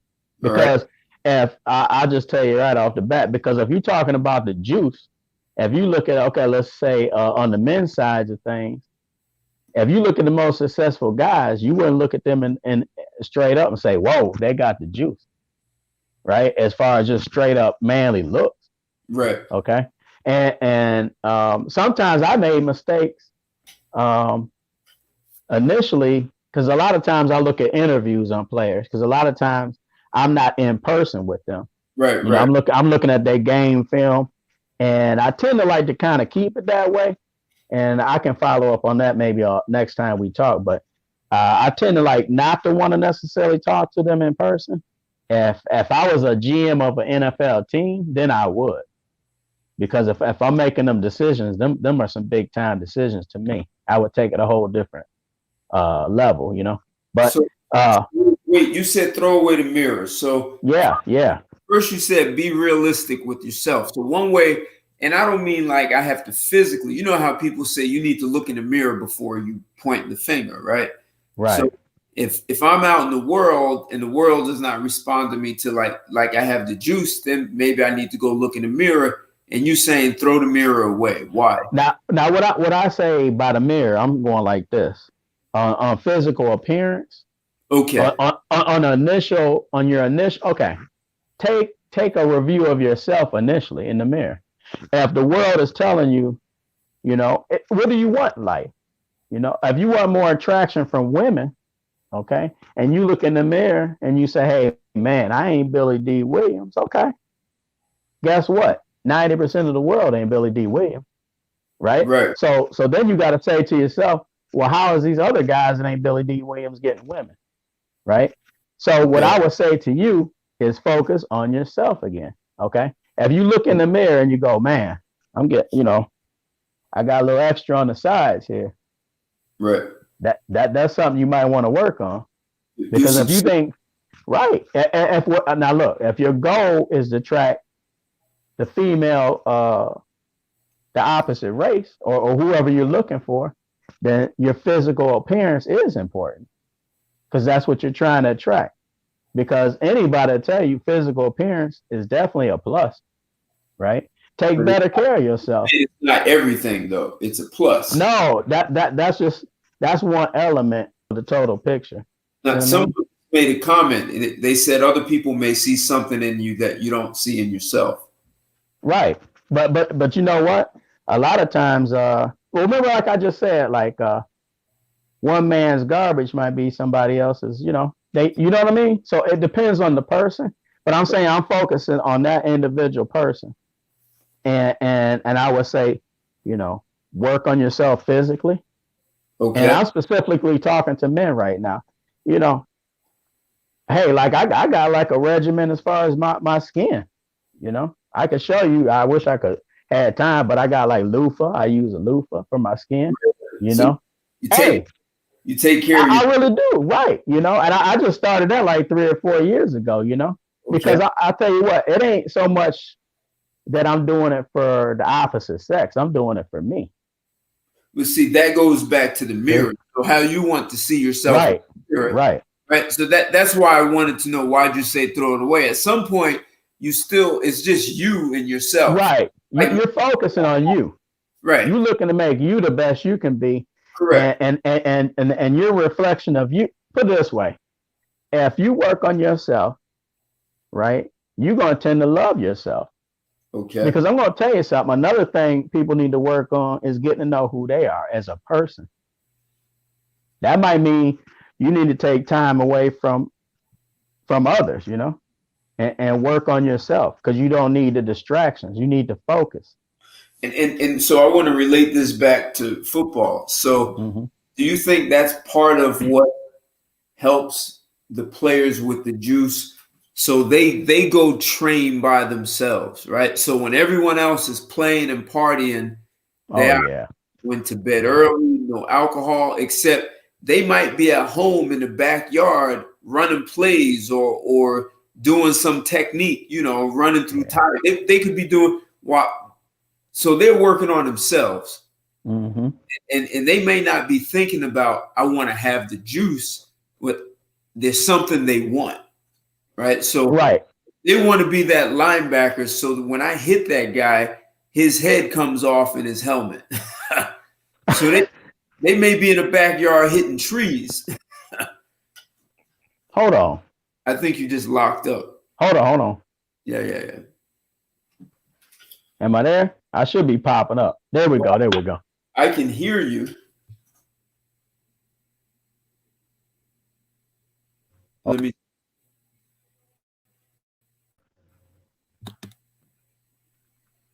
Am I back? I don't see you. It's a blank space. You covering it? Hold on, let me hold on. Wait, let me try something.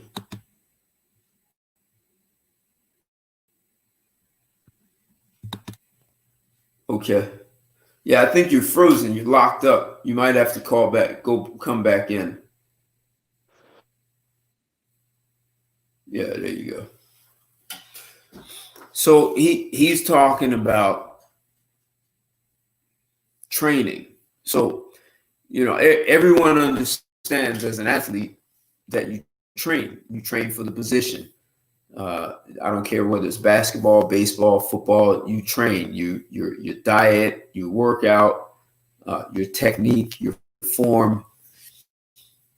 And so that's developing to have the juice. That's training to have the juice in a sport. Well, when you start, we're relating, we're making parallels or making it analogous. You and I are having a conversation, the scout, about now translate the juice from the field or the court into your own personal life. And I was saying that you're basically telling people you have to train. The juice doesn't just come to you. No. Like okay, with me as an evaluator, I do believe some of that was in my DNA. Okay, but if I had not taken all those reps, mental reps and game film and stuff like that, I would have never reached the heights that I was supposed to. Okay. You see what I'm saying? Like maybe that was just the universe just telling me, hey, this is something you're supposed to do. I lucked up, because I didn't know at first. It was a curiosity. I just wanted to know why this person was better than this one. And then it became to a point where, like I said, I don't like using the word obsession, but it was like it was a burning desire. Like a highly committed. So it's almost like that you had the juice as an evaluator. Right. See, this is what I'm getting at. So, it's easy to talk about someone who has the juice on a football field, basketball court, or you play. But I do, like you were saying, I do believe you can acquire that. Right. So you really can. You locked up. So finish talking about how you think people can acquire the juice. Right. Like say like in your an everyday person in their life, right? They might have that every.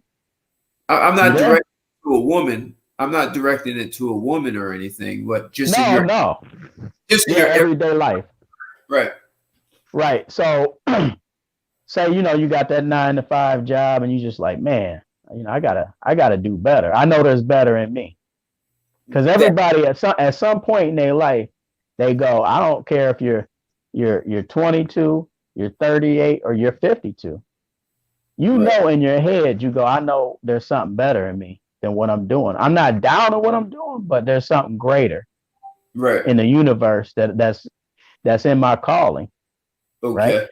And so you got to search for that. And the best way to search for that is trying to make you the best person you could be. Like I said, one way I like 4 to 5 years ago, I'm not the same guy I am right now as a person. And I think we discussed this offline. And that's nothing I'm sad to say about. I'm very thankful that I came across that, because some of the YouTube I found opened up helped me with parts of my life. Okay. And once you be on search, it's like, what's that like when people say, hey, they want to go to Mecca, Right. And they trying to be the best. And that's kind of like that's what I was doing. I was in search of becoming the best me I could be. And so to this day, man, you should see, I get up 5:30 in the morning and I don't hit the bed till like, 12 o'clock.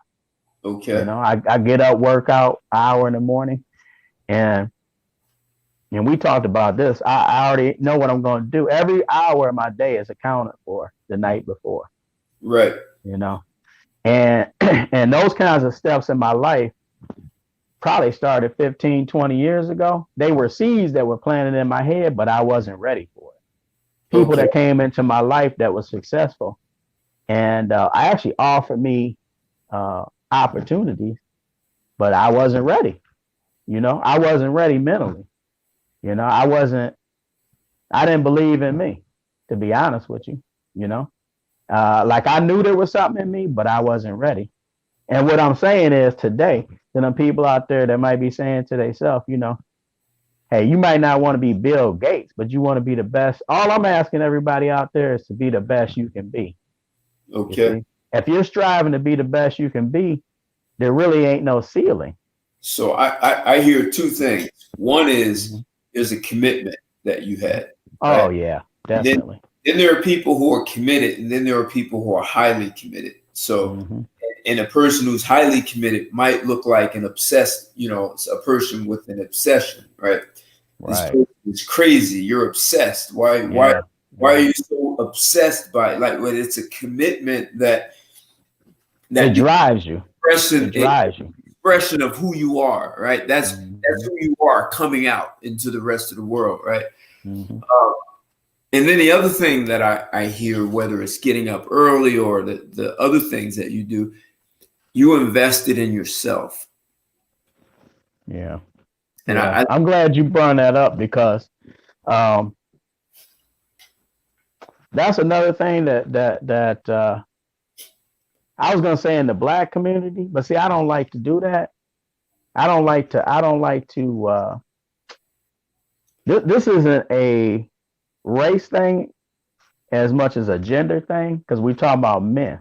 Okay, right. As a man, and I like to say, as a man, you have to get out of that not investing in yourself. Okay, what I mean by that, some of my partners and stuff. Remember, I was telling you about, I do like the stuff from my face. I got loofahs and stuff like that. And now it's just become I don't even have to think about it. I know on this day, I got to do this and this. Right. You made an investment in your physical well-being, like how your skin. Right. It's your skin.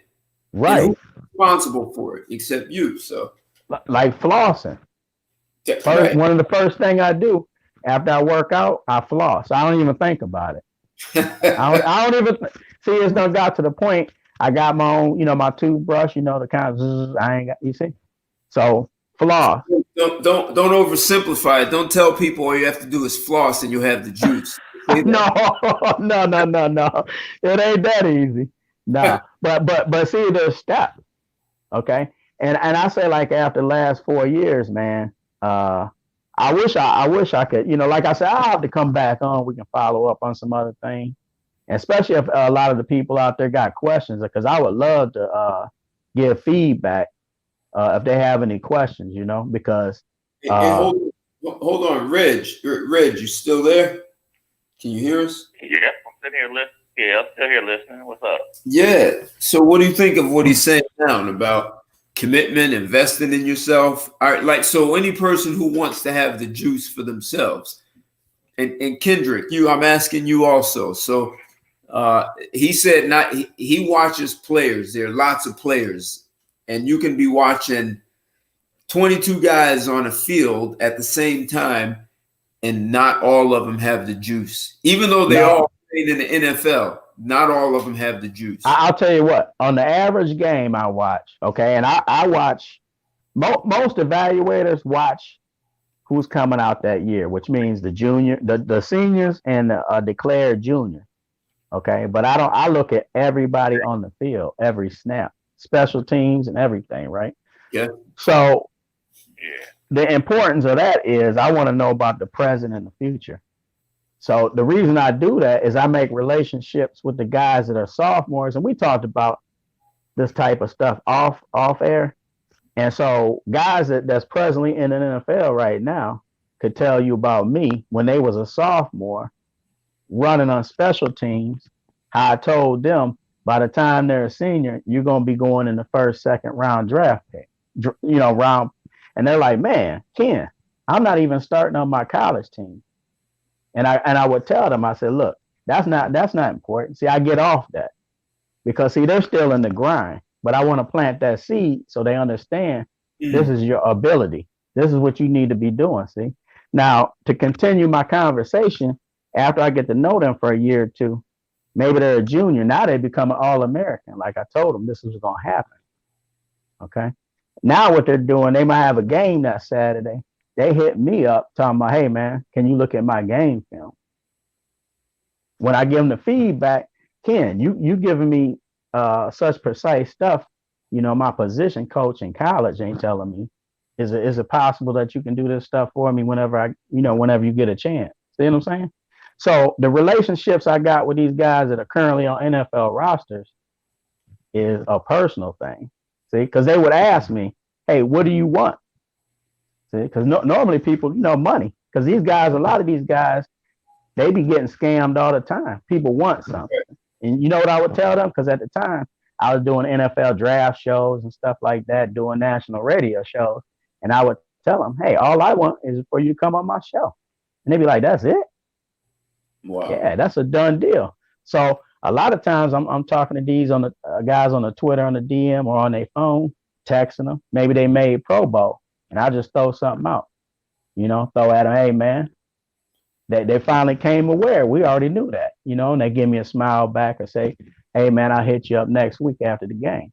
See, but I don't talk about these things. I don't need to talk about these things to confirm who I am. You know what I mean?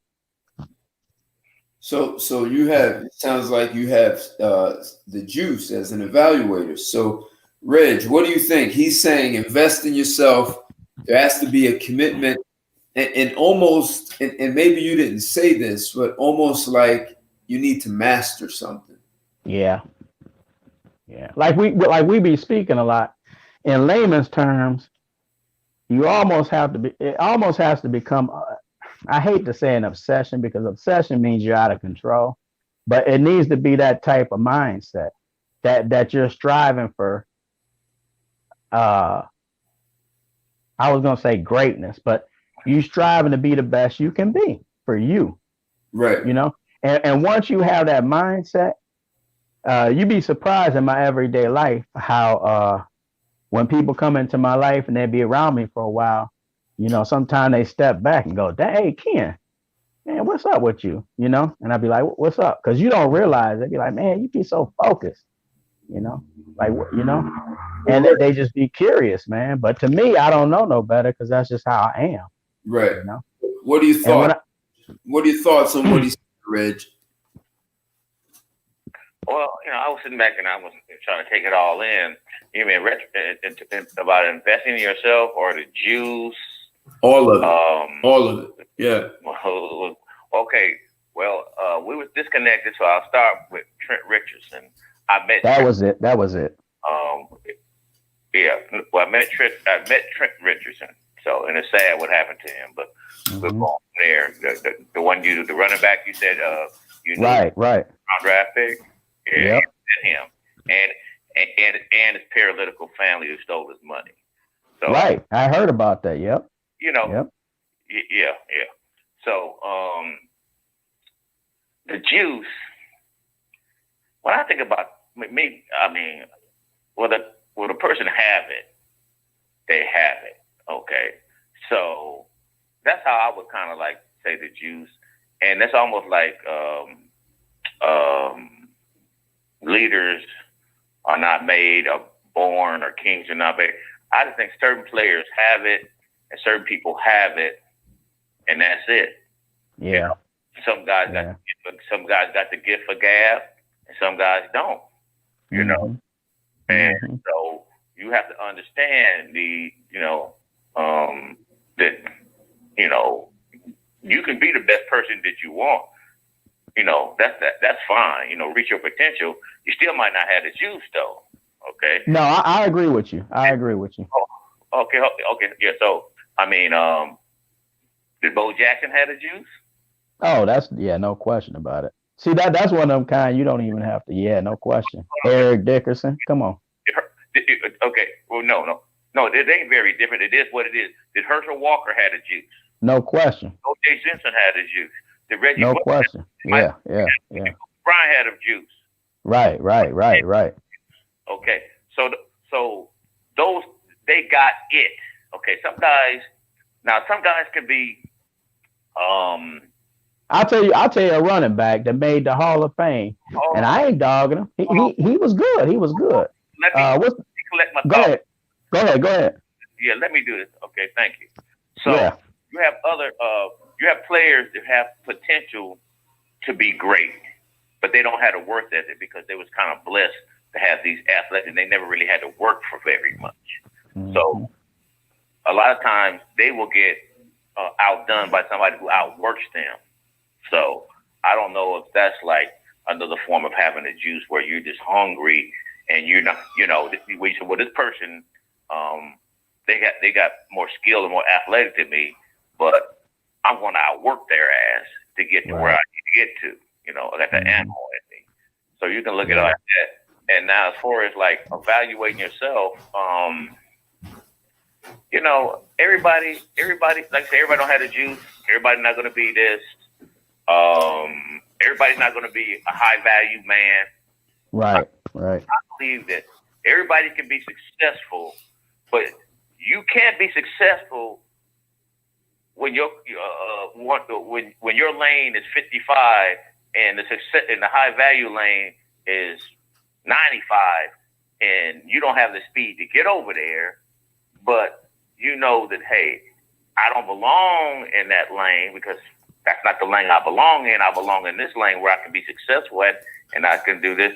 So, and then I think at some point, you just might have to I don't want to use the word settle, but you have to understand that this is right, and this is where I belong, and this is where. So if this is where I belong, this is where I'm going to be. I'm going to be accessible. I'm going to be a success in the area or the level that I am. I mean, you can try to strive to go above it. If that's your desire, you might be able to make it. But then if you keep trying, then you might have to come to the realization that this is as far as I can go. And I agree totally. Like how do you say it? Say you become Pro Bowl as an undrafted guy, right? And you already didn't have necessarily the measurables. You already outperformed what they thought you was going to do.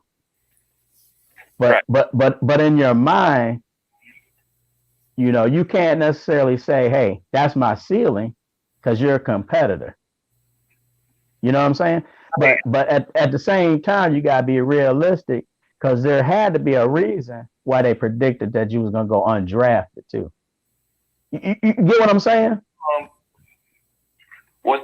Some people like I said, we can talk about this, but we can always go back to Tom Brady at the combine that year. Right. YouTube. I mean, you got to go back to see how ridiculous that looked, and nobody would have been able to tell you that. You understand? Right. Been able to say anything. Now, one thing too. Now, you do have to put in perspective that time period when he came through too. You see what I'm trying to say? Like, you have to encapsulate at that. But even at that time, he wasn't athletic. Let's keep it 100. You know what I mean? And even when he was at Michigan, I was somewhat early on in my evaluation, but I remember him. I remember him at Michigan to this day. He was number 10, and I remember that. Right, California. But he, I remember. The one thing that I can kind of remember is he didn't flinch when the pocket would come up underneath him. But I didn't never say, "Oh man, that's a starting quarterback." I'd be lying if I told you that's what I seen. But I do remember that he wasn't the type of dude that would flinch under pressure. Okay. Now, like when I really asked a question, right? Because I brought up corporate America, and I brought up the way that the society was going now. So let's try to relate this back to football, right? You have a team, and nobody's above the team, right? So now, me and Ted has talked about this, like, this person we had this other person, but I like this person because I believe that this person had potential, right? Right. So now you're the coach or you're the general manager of this team or the owner, whoever it is. Now, with all of this power and all this responsibility and stuff like that, you have to be able to leave your personal feelings out of it. Right. Because it's bigger than you. We're talking about the team. I have all of these people. I'm actually responsible for all of these people and their livelihood. If I'm in corporate, if I'm running this company, right? I'm the president of this company. So you cannot afford to have that kind of mindset. Well, I'm going to be fair, or I'm going to do this, I'm going to do this, or this person has potential, or this and that. You got to have that juice. You got to have that animal in you. Like that, remember the movie you put up the other night, Ted? What, Miracle? The movie that I critiqued. The patterns, right, the movie Patterns, right? The pattern. Okay. So the president of the company is the president of the team or the coach of the team, right? You see how he ran that, right? How he had to do this and how he do that and stuff. So with all that going on now, with the economy, with corporate America going on, with the political stuff that's going on, I believe this is trying times, and that's what I believe Ted was really putting all this thing together with that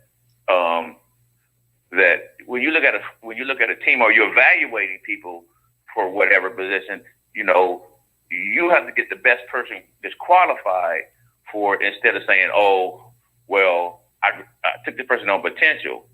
But now, there are a lot of teams that actually draft guys on potential over somebody that's more established. Hello? I'm there. Hello? Can you hear me? So I can hear you now. Okay. There's, I know you've seen recently where they'll take, well, this guy's, younger and he got more, his ceiling is higher supposedly, but we have this player who's been productive. So, but we're going to take this person because we believe this player has potentially would have a better career. You understand? Right. Sometimes, but it doesn't. But in corporate America, I don't believe you can't have that type of attitude. So more or less what you're saying, if you relate it to corporate America, you need a a plug and play guy. He come right in and be productive there. Well, is that what you need? Because to be honest with you, that's what I'm looking for. Because potential to me means that means ability that hasn't come to light yet. You got to watch that. I don't like mentioning potential too much in my profiles because potential. Clowney, when Clowney came out and he was the number one pick, man, I'm telling you, I knew he didn't have that juice. He was an excellent athlete and he was a combine freak. And that's another one I can put a profile and I'll show you what I said. He wasn't a football player, man. He was an athlete. You remember Tony Mandridge? Oh man, yeah. I remember Tony Mandridge. Everybody remembers Tony Mandridge. Yeah. Yes, right? Oh, he was a big bust, man. And that's back in the steroid days, Hey, someone wrote in the chat, better to be number one in indoor football league than number 349,448 in the NFL. That's one way to look at it. Hey, stay in your lane. Right. Hey, the baddest dude in the minors, and then you had to go to the majors and just sit in the bullpen or sit in the dugout. Right. Might get right.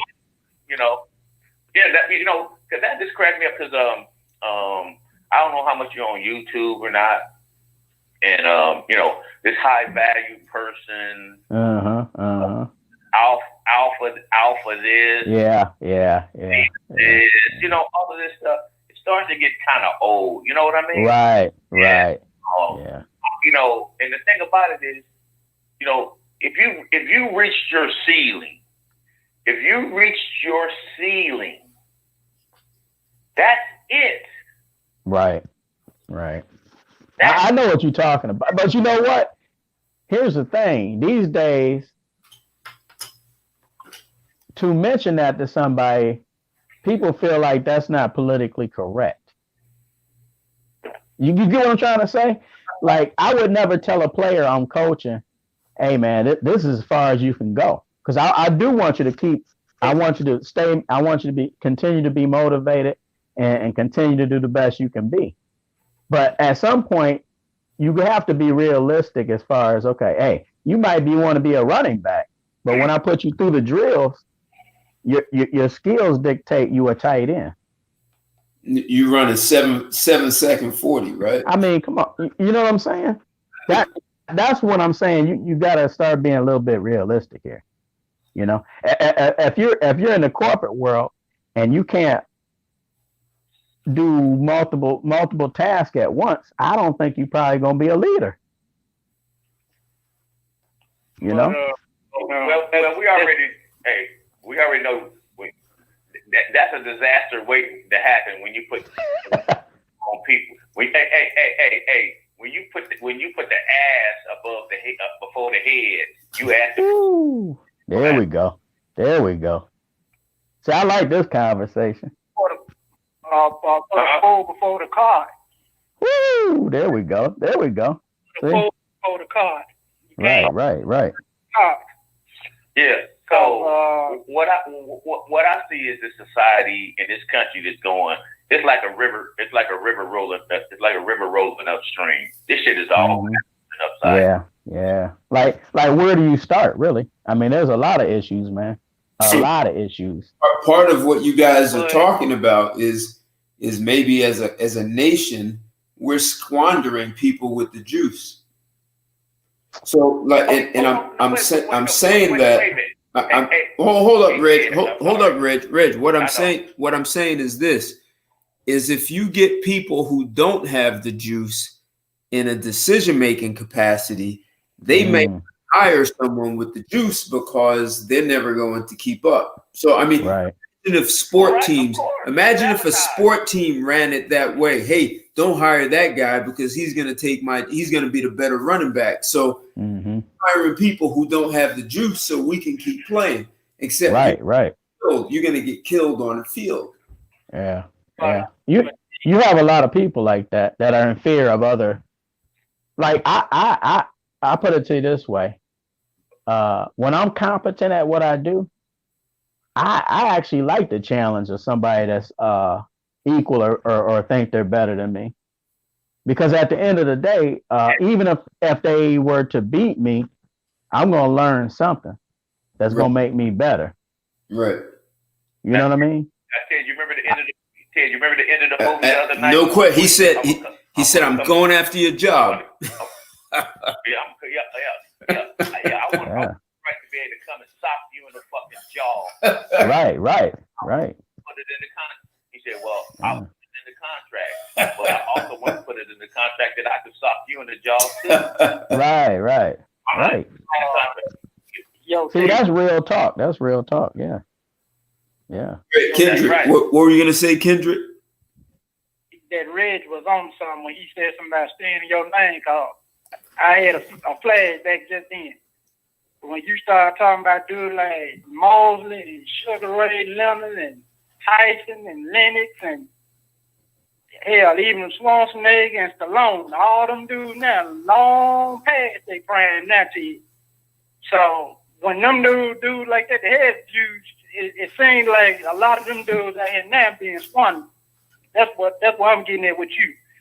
It's like a lot of them dudes now getting overlooked too. They get. I'm listening to.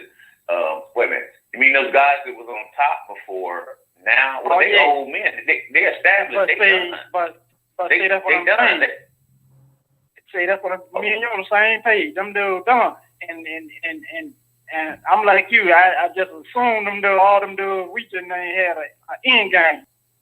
You know what I'm saying? Right. I ain't getting out of this stuff. Well, a lot of them did. A lot. They established themselves and they were fine, but there was a lot who was on. I mean, you got to look at all the money that Tyson blew. Right. I mean, you got to look at all the shit that that he went through and all the money that he lost. So I mean, I'm pretty sure he's okay to the day because he generated. But you still got to look at all the money that he lost. I mean, going to jail. I mean, people like I don't know what's it. Sugar Ray Leonard, he never got caught up in anything, and some of those other guys, they probably made good sound business moves that, to put them. I mean, Stallone and everything. I mean, those are actors and. Right. Well, I'll tell you what, like Schwarzenegger, I give him credit because he took his fame and was able to, go over to the political. Right. Yeah. I mean, that's recreating yourself in a whole different lane, and that ain't easy to do. So I got to give him a lot of credit. Well, he crossed over because he's even able to marry a Kennedy. It was but I bet you he strategically did that. That wasn't no accident. You get what I'm saying though? Yeah. He's still moving up. He made the lateral move up. Right. Another brother that I could think of was Mr. Olympia, Ronnie Coleman himself. Now they say his main bones and stuff, jacked up because of all the weight he's been messing with. His name's still out there. You can't name without Swansteak and Ronnie Cole. You know what I'm saying? Hey, someone doing this thing. Someone said, I think the best sports analogy is that women should play in a different league. So if we took that into business, if we took that analogy, so women don't play in the NFL and the NBA. They don't produce. I thought they got a bikini bowl or something. No, Kendrick, what I just said is women don't play in the NFL. Oh, okay. I get it. They don't play in the NFL. They don't play in They play in the NBA. They play in their own league. And so because they don't perform like men. And if we were to say, well, and so my analogy, well, we should hire this person even though they don't have the juice. And if imagine, Reg, and you've talked about this, if you had to have affirmative action in the NFL and start hiring women on the field, right? Ooh, yeah, that'd be. And you woman coach, she's going to hire a bunch. Then the NFL is going to turn into the National Female League. Instead. Well, they're already wearing pink, ain't they? Basically, that help us in the fucking commentator booth. I don't want to see him on the field. I don't want to see him on TV talking about no man's game or nothing. To the comment is that we understand they're not going to compete in the NFL with men. Like we get that, right?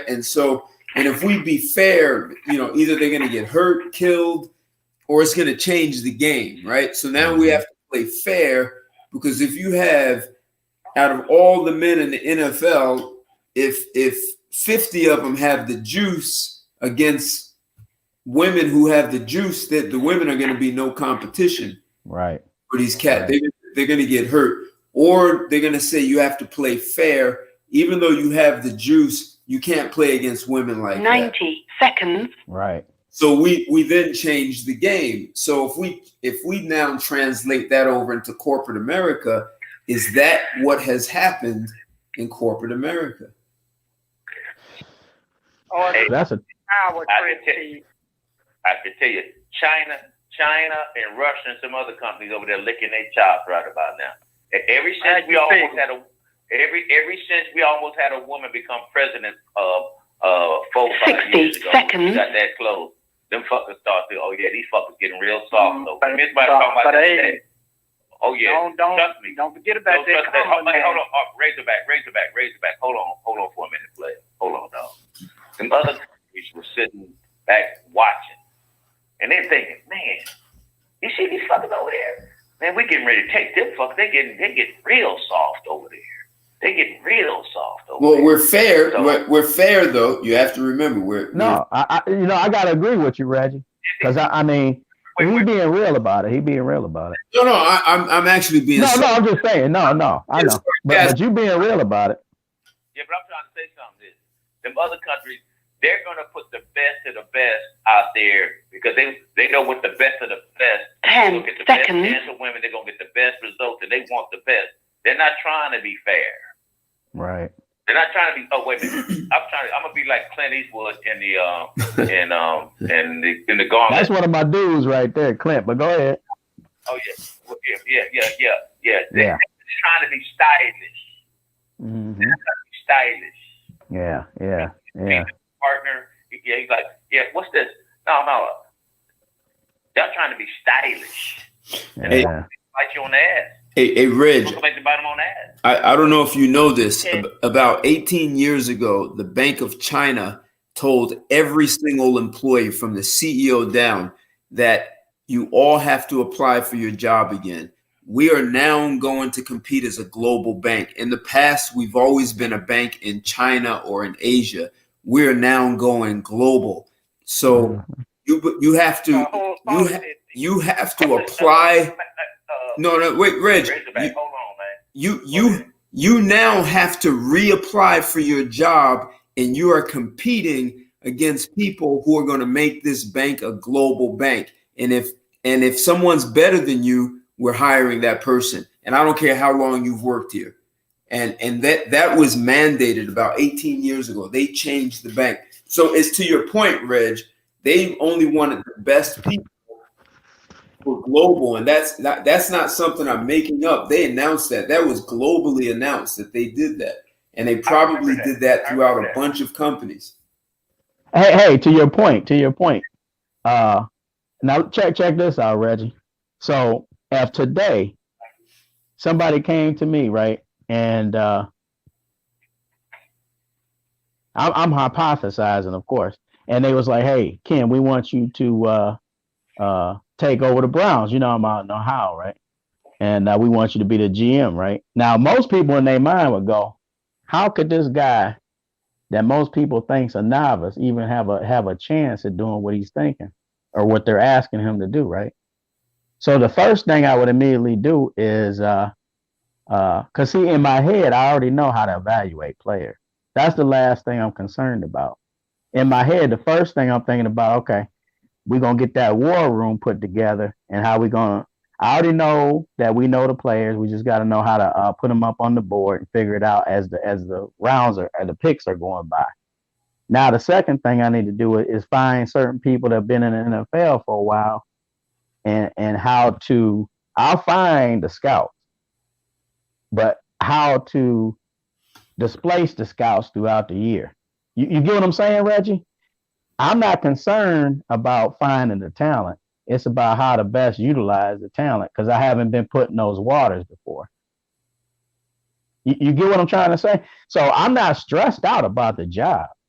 All I'm concerned about now is how to best utilize the talent that I form and maximize what we do. See, if you stressed out about the job, you already lost before you started, to me. Right.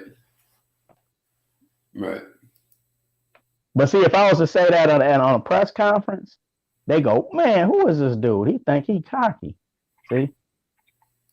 It ain't cocky, man. It's just that's what I do. So are you trying to say you're gonna try to put together the best team to put together the best team? See, you know what? I'll tell you what. In my head, that's already a done deal. Because the talent is the easiest thing for me to find. Okay, listen. This ain't sport related. Right. We're just making this like more of a general business. I mean, overall, where you're trying to stay in the sports field. We're trying to relate everything to everything that it needs for a player and a team to be successful. And then when they come to the door, you're meeting this person and everything, you're sizing them up to be able to make the best, because you want to get the best team together or the You want to get you want to get the best team together, or the best player, or whatever it is you're doing by making your evaluation, everything that you're going through, because the success of the team or the company, the corporation, all depends on you being able to continue to do this. Mm-hmm. So, you understand?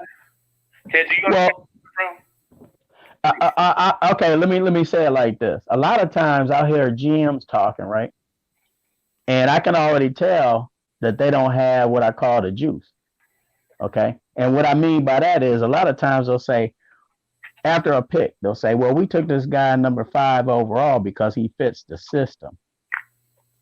Now, if he says they took him number 5 overall because he picks the system, meaning their culture, I can kind of go with that. I'd have to talk to him more on depth and a one-on-one. But if he's talking about we picked that quarterback or that running back or that offensive lineman to pick for our system, see, you're already set up for failure. And what I mean by that is he's a one-sided player. What happens if you get rid of your coach in 2 years and the next guy that wants to come in, that player can't play that system?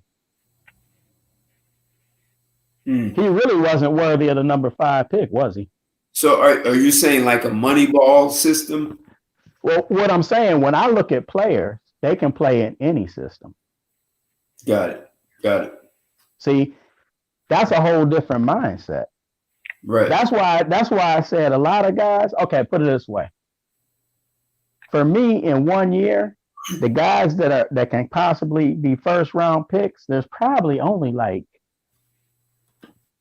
on the average, about 8 to 10 a year, man, that are worthy of first round picks. So you know what? If we took what you said about business, right, and I actually see this in corporations. So we have, and hell, this year 2020 is perfect. So we have a strategy. In 2019, the corporation created a strategy, and then boom, out of nowhere comes COVID. That strategy is trash. Right.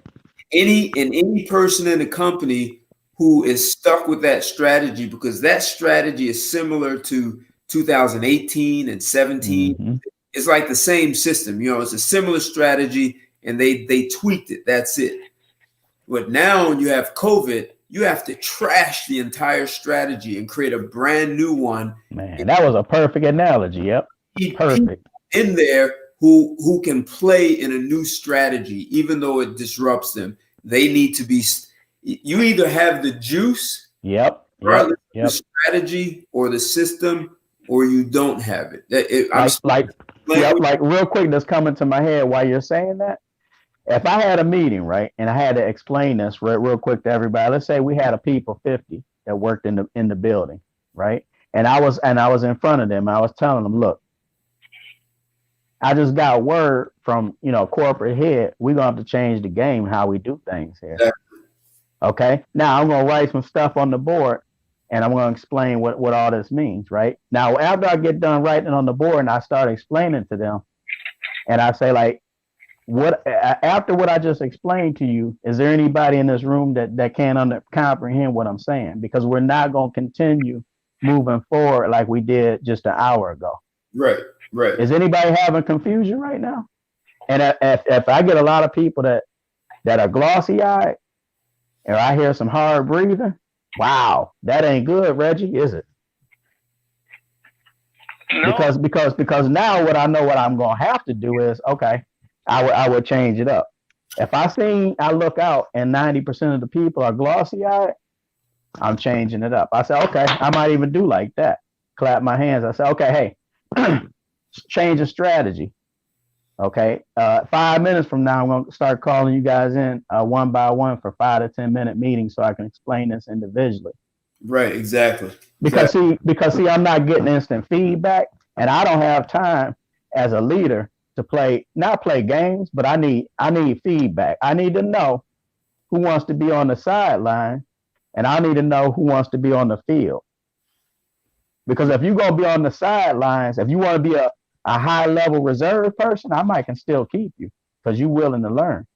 But if you want to be on the sidelines because you're scared to get in the middle of the field where it might get physical, it might get violent, then I don't think you're for this company. So, and I'm gonna in a few seconds, I'm gonna take that to relationships. But Reg, I want to go back to what you were saying.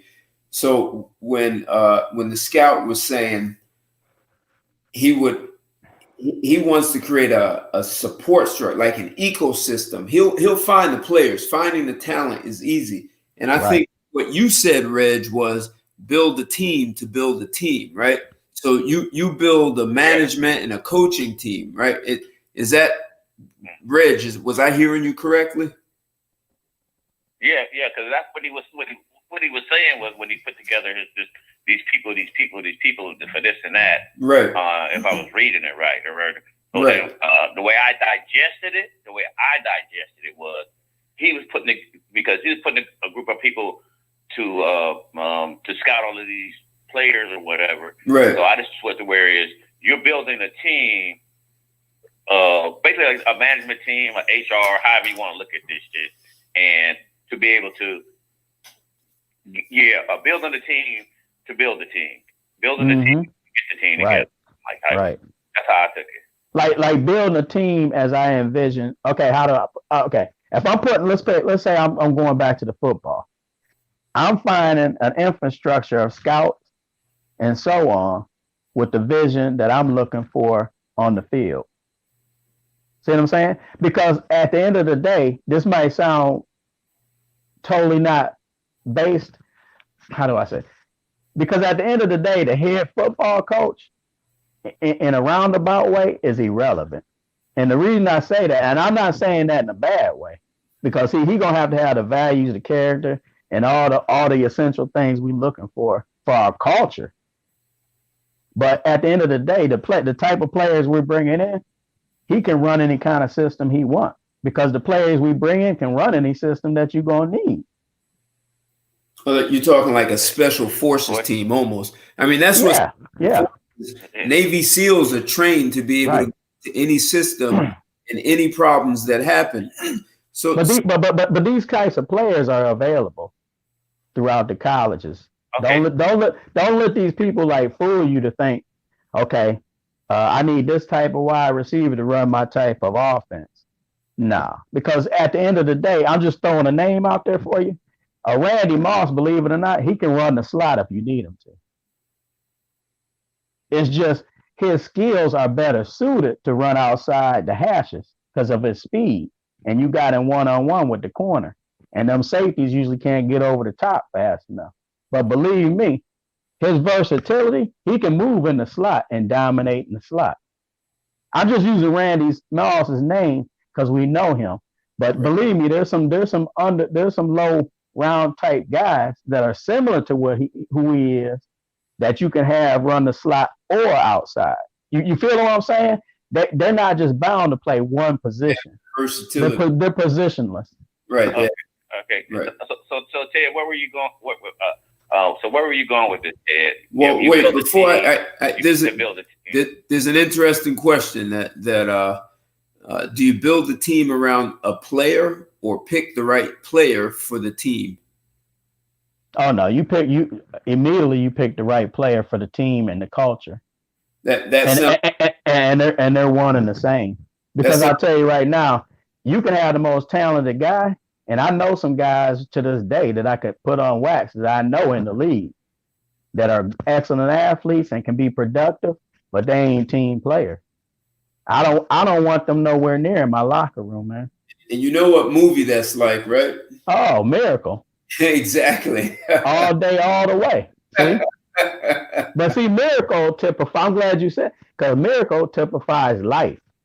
That just happened to be about a hockey movie. Right. But that hockey movie can be put into any field, period. So if we took that as a perfect segue, if we were looking at relationships and we were talking about women who want a guy who has the juice, right? So if you know, you're saying that it's hard to find a guy who has the juice because they're rare, right? So and most women want them. So let's say a woman who doesn't have the juice, she can hook the guy, because she looks good and on paper she's right. And you know, she's educated and she has a system that she operates by. And because this guy has the juice, he can operate in any system. And one of the things that could happen is he makes a drastic lane change into another system that she can't see how it works, and she may not be able to support him. So she could actually choke off his juice in some ways because she's in conflict with herself and with him. She might be thinking, oh man, you know, I'm really not qualified for this guy, so let me rein him in so he doesn't go too far out and leave me and find someone who really can. Or she's scared, you know, so she ends up being in arguments and conflicts all the time. So this is something that guys have to think about. Now, there's one thing I do want to qualify when I say about guys in, say, like football that got the juice. Just because you got it in football doesn't necessarily relate in relationship.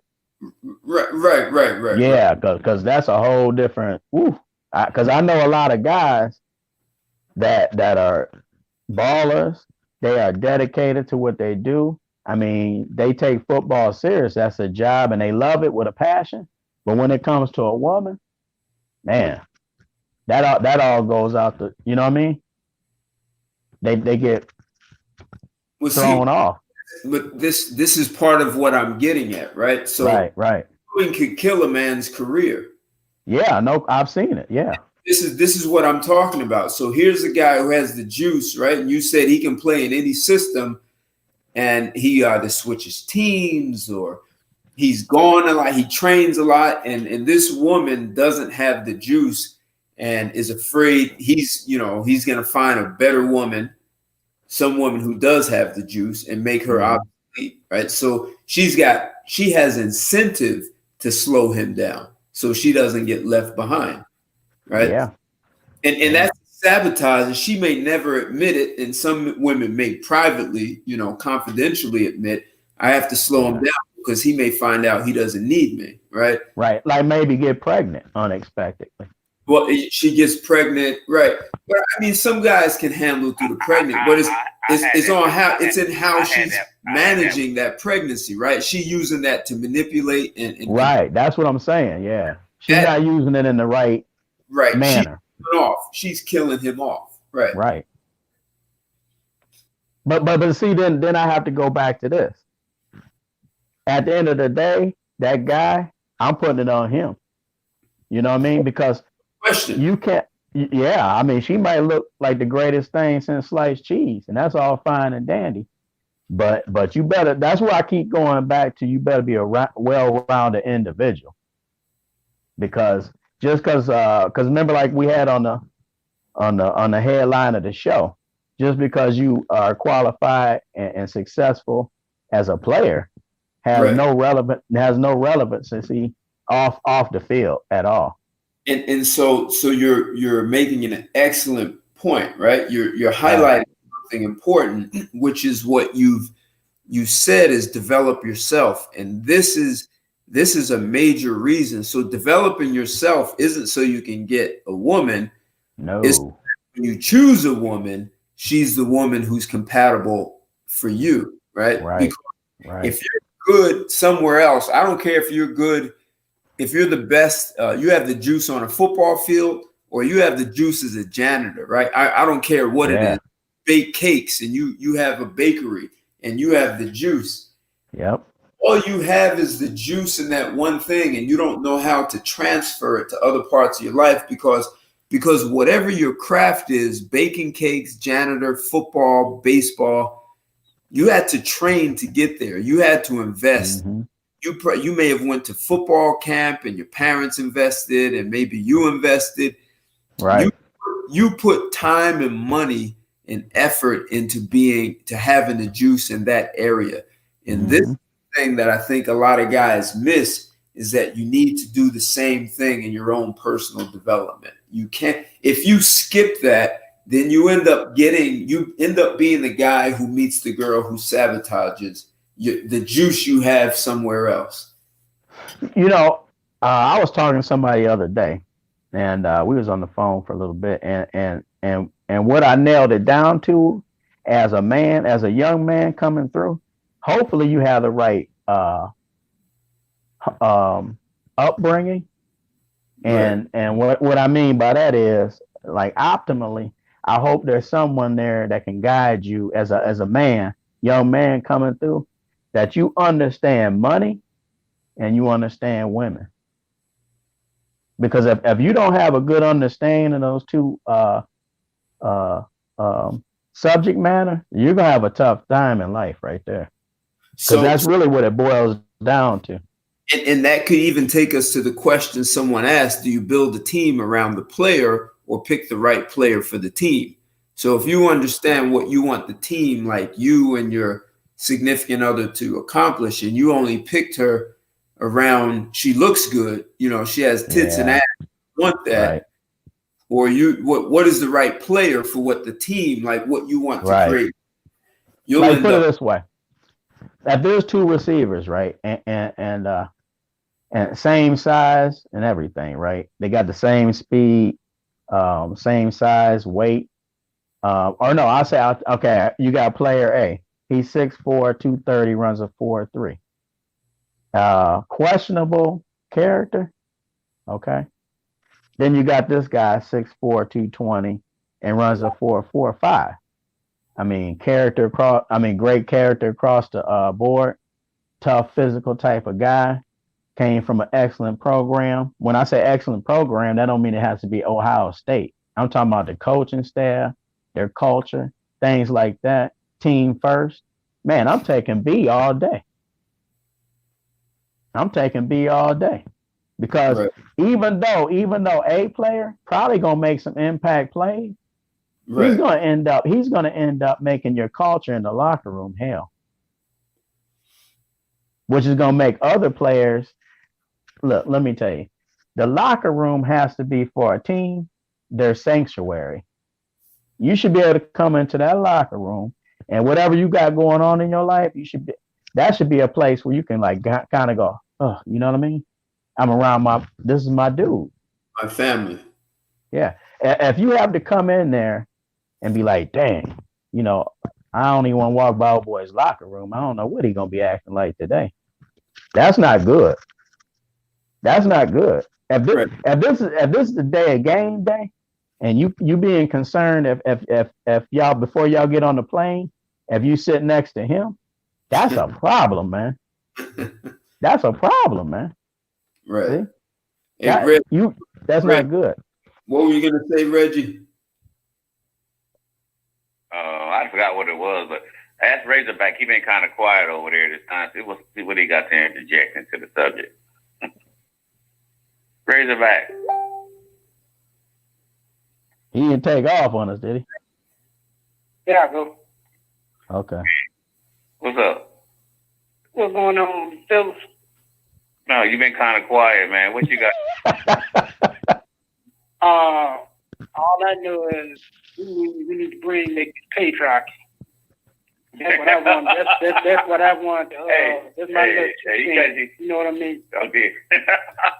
What did he say? Hey, he got straight to the point. He got straight to the point. I didn't hear. What did he say? Bring back the patriarchy. Right. Yeah. And if they put their foot down like Ted, talking about, we probably wouldn't be in this mess. No. Yeah.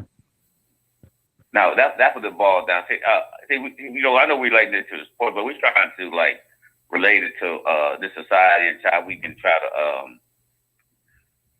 I want to say, fix the problem. I don't really know if it can be really totally repaired at this thing, but I got a 26-year-old son, and I know a lot of other guys. People got children and stuff. And we want to be able to, for them to live a good life or whatever. And right. It's just that now with the way things are, and the way they have designed things, men can't even be men anymore without offending something, or you can't go to work in the workforce. You scared, I mean, you can't, especially when you are the builders of society, and you can't continue to grow, or you have to watch this and this.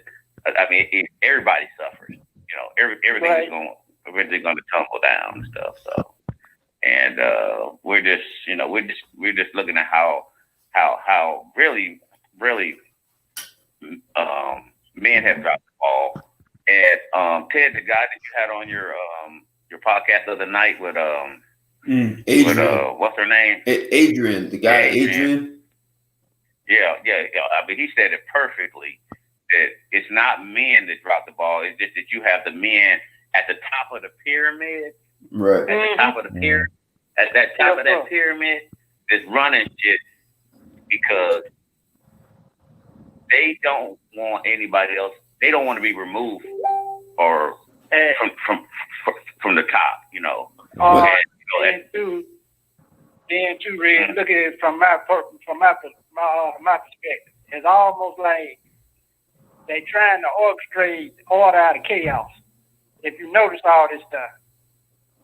And I know you're in a position to see where I'm coming from, because if you look at it from the top down, if the head sick, Red, the whole body sick. Well, yeah, somebody said something. There is a reason why the base of the pyramid is the biggest.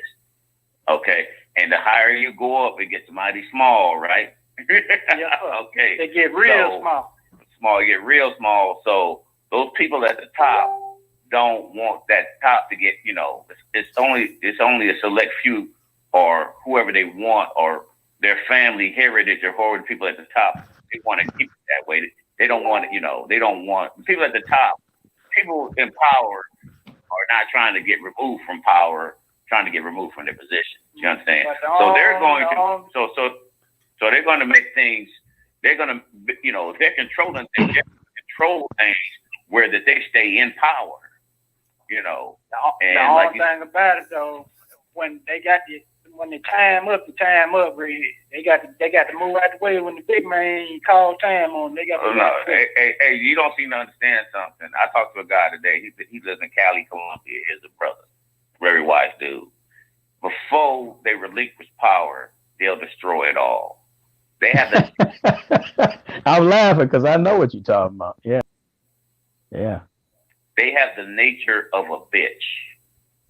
A bitch will let it fall to pieces. If she can't get what she wants or control it, she'll just let it fall apart. She doesn't give a fuck. That's the nature of a. Excuse me. Can I say that on? Can I say that on your podcast, Ted? Yes, you can. Hello. Oh, sorry. They got the nature of a bee, bitch. You know, that's the bitch nature. If I can't have it, or if it's not gonna go the way, I'll just let it fall down, or I'll destroy it. Right. But before this thing get destroyed, I believe it's gonna take some gentlemen like you to help get this thing back in order. Before this thing collapse like this, you know what I mean? Well, it's like a whole lot of people folk gonna have to overthrow this. Well, I mean, you know what I mean? I mean, you know what? I mean, it would just have to be where men would have to actually unite. Wait, no, listen, unite and walk away. I believe. And just let chaos run its just let it fall down. Yeah, it ain't gonna take long. Maybe about 24 hours. Well, you know, Reggie, I can relate with you when you said, didn't you say you had a son, 26, right? Yeah, he's 26. Right. Because, you know, my oldest is 28, right? And we talk, you know, often. And he's out in Arizona. And the conversations we talk about, like, hurt me, man. Because, I'll be honest with you, you know, and we talk about a lot of stuff, man. And I'm happy that we got that type of relationship. And a lot of what he's relating to me is, you know, he really couldn't have the type of upbringing I had, you know, because when I was coming up, man, it was, you know, we had fun, you know, and I think we had somewhat healthy relationships with women, you know, conversations and things. And with his age group, they never really had that opportunity. Oh, no, I tell him, man, I feel sorry for you. I remember I used to go to the clubs in Hollywood Hills and all over LA and stuff, and shit. The bras was choosing. Shit, when we left the club, we went right to the crib or hotel. Right. I mean, it wasn't no bull. You didn't have to worry about no Me Too. Right. I mean, yeah. You didn't have to worry about AIDS and some of these STDs. You didn't have to worry about going home, hitting the chick, and 2 weeks later, she pissed off that she didn't hear from you, and she put a rape charge on you. Right.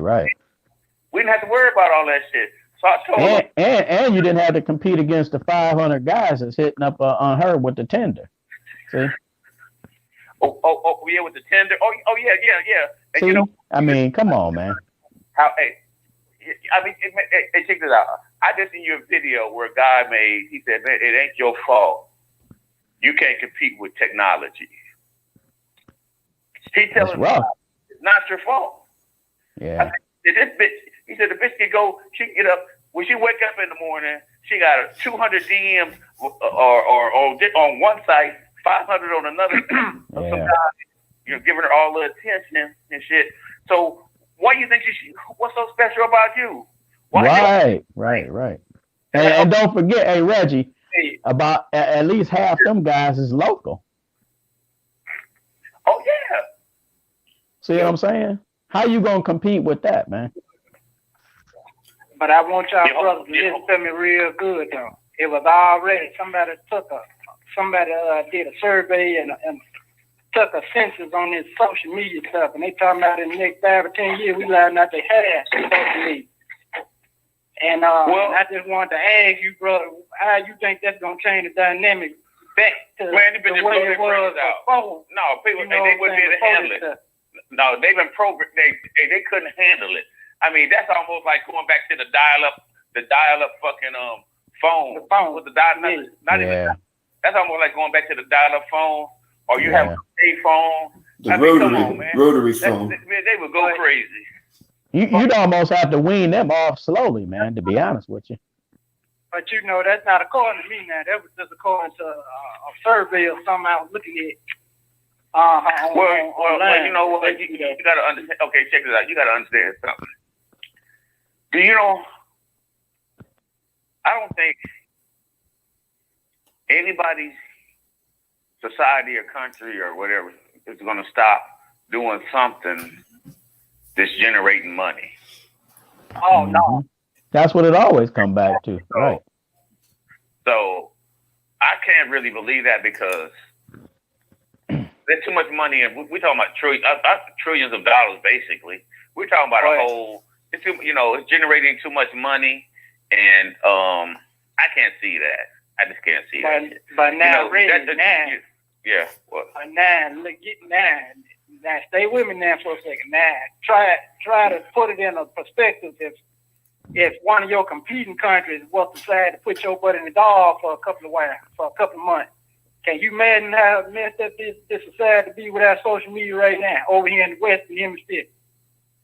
These folks go crazy without social media. Hey, man, some of these chicks had committed suicide once they got their Instagram. They wasn't getting attention or something. I mean, you got to yeah. Oh man, hey, check this out. I don't know if you gentlemen heard anything.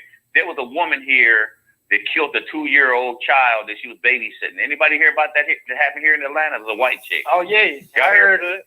I know the chick. Okay. She's a bartender at the spot. They said my spot that you showed me there last night. Right. She's a bartender there. I cussed the bitch out before. I done cussed most of them hoes out. But anyway, yeah. So my man, she came and showed me the picture.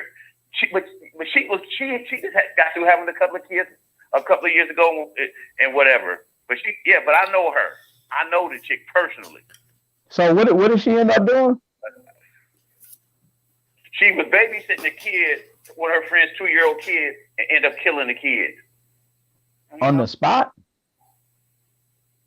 Ain't no way, on the spot. Wow. I have a question. So I hear things are out of control in the U.S. and you have social media. Yeah. Right? It's not going anywhere. Oh, wow.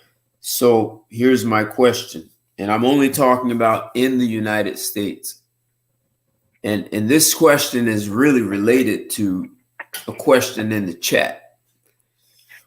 So the question is in the chat is a coach keeping control of his team is sort of like a man can keeping control of his woman. Sometimes the team gets bigger than the coach. So has society itself gotten bigger than men, and men just allowed it? So I heard the whole thing about the top 2% of men, or whatever you say, top 1%, 5%. It doesn't matter what, it's the minority. Only a tiny percentage of men have supposedly allowed these policies and laws to be passed, except how did the other 95 or 85% of men roll over and let it happen? And in the face of that happening, right here in the Middle East, right here in the United States, you have men from the Middle East who are not being hit like that in their community. So how are they the coach that has kept control of their team, like a man keeping control of his woman? How can they live in the United States and still have I think that's more of a culture again. That's a culture. Yeah, but so there's culture in the U.S. too, though. It hasn't always been like this. No, I'm saying, okay, what I can almost guarantee you, those people you might be talking about live within a certain, what would you say? Within a certain radius. Okay, and they keep within themselves. Like, you know how you might say Chinatown or whatever? Yeah. So you have to understand that has been universal in the U.S. You had Italian neighborhoods, you had black neighborhoods, you had Puerto Rican neighborhoods, you still have a Mexican neighborhood and a Puerto Rican and a Dominican neighborhood, right? And you still have a black neighborhood, and that hasn't made a difference. And all of those different ethnicities still, they all each have their own culture, and yet some of them were infiltrated and dismantled, and others said ain't happening. Okay, let me ask you this then, right off the top. Okay, because I think about the Jews, right? Okay, you don't hear them, much about them as far as their women doing this, that, and the other. So what I'm saying is, I think a lot of it has to do with the head of the men within that culture. I hate this. I'm just being honest about it. So, okay, to put it blunt, it ain't this simple. It ain't this simple, guys. But in the black culture, okay, I'll say specifically, there's a lot of different things going on, and I don't like to simplify things. But what I will say is, it's gonna be difficult for a woman to listen to a man that ain't handling his own business. Do you understand what I'm trying? Like, if you can't ask her to do certain things that you want from her if you ain't stepping up taking care of your business neither. She's not gonna be as likely to do things for you that you're looking for her to do if you don't have your P's and Q's taken care of. Now that's a simplified thing, but I'm just saying. Yeah, but you gotta understand something. Why don't he have his shit together? You have to understand something. He might have maybe been sabotaged his whole life. No, I get that, Reggie. I do. That's why I said that's a general way of looking at it. But you got to come at it from you know what I'm saying? Because I get what you're saying. I do, because I think each and every one of us go through that. Listen. I'm not trying to make an excuse, but at the same time, I have to be able to mention this, because prior to 1965, the late 60s, we didn't have this type of issue going on. Right. So something happened. Okay. Yeah. So now, me personally, I believe that there's been a sabotage. We've been sabotaged internally. Yes, sir. There's been a smear campaign done to us as the black, particularly. Okay. Let's listen to me. Just listen. Okay. So I understand where you're coming from with about these guys not handling their business or not doing this and stuff, but at the same time, you've got to understand who's been raising them, who's been influencing them and everything that's been going on, and how they've been undermined, how we've been undermined not only by a external element, but also by an internal element too. Okay, who's been undermined? They're like Ted said, what you said. You rowing across the ocean while somebody sticking holes in the boat while you're trying to get across the fucking ocean, or you're trying to get to the mountain top and they throwing extra fucking rocks in your back, hopping on your back. You got one person and you still going. They're throwing somebody else. They're trying to keep you from getting. Just like you were saying earlier about the sabotage, whatever it is. Yeah, right. that has played a major factor in everything that's going on, because the woman in the community don't want to be under your authority. If I may interject, you go ahead. Because I'm with you, Red. I'm trying to wonder about this. The mentality of our people now. If you notice, like you said, before the 60s, up to where we at now, it's almost like it's almost like we've been socially engineered for this stuff. We've been conditioned for this confusion now. Then you got to understand something. The powers that be, a lot of shit that they put in place, they didn't start that shit 10 years ago. This shit could have been something that they just been setting this shit up. They already there how they want shit to go down. So I'm just saying, because my man mentioned, about these guys not handling their business or whatever. But there's a reason behind it, though. There's a reason behind it. I don't want to give them an excuse, but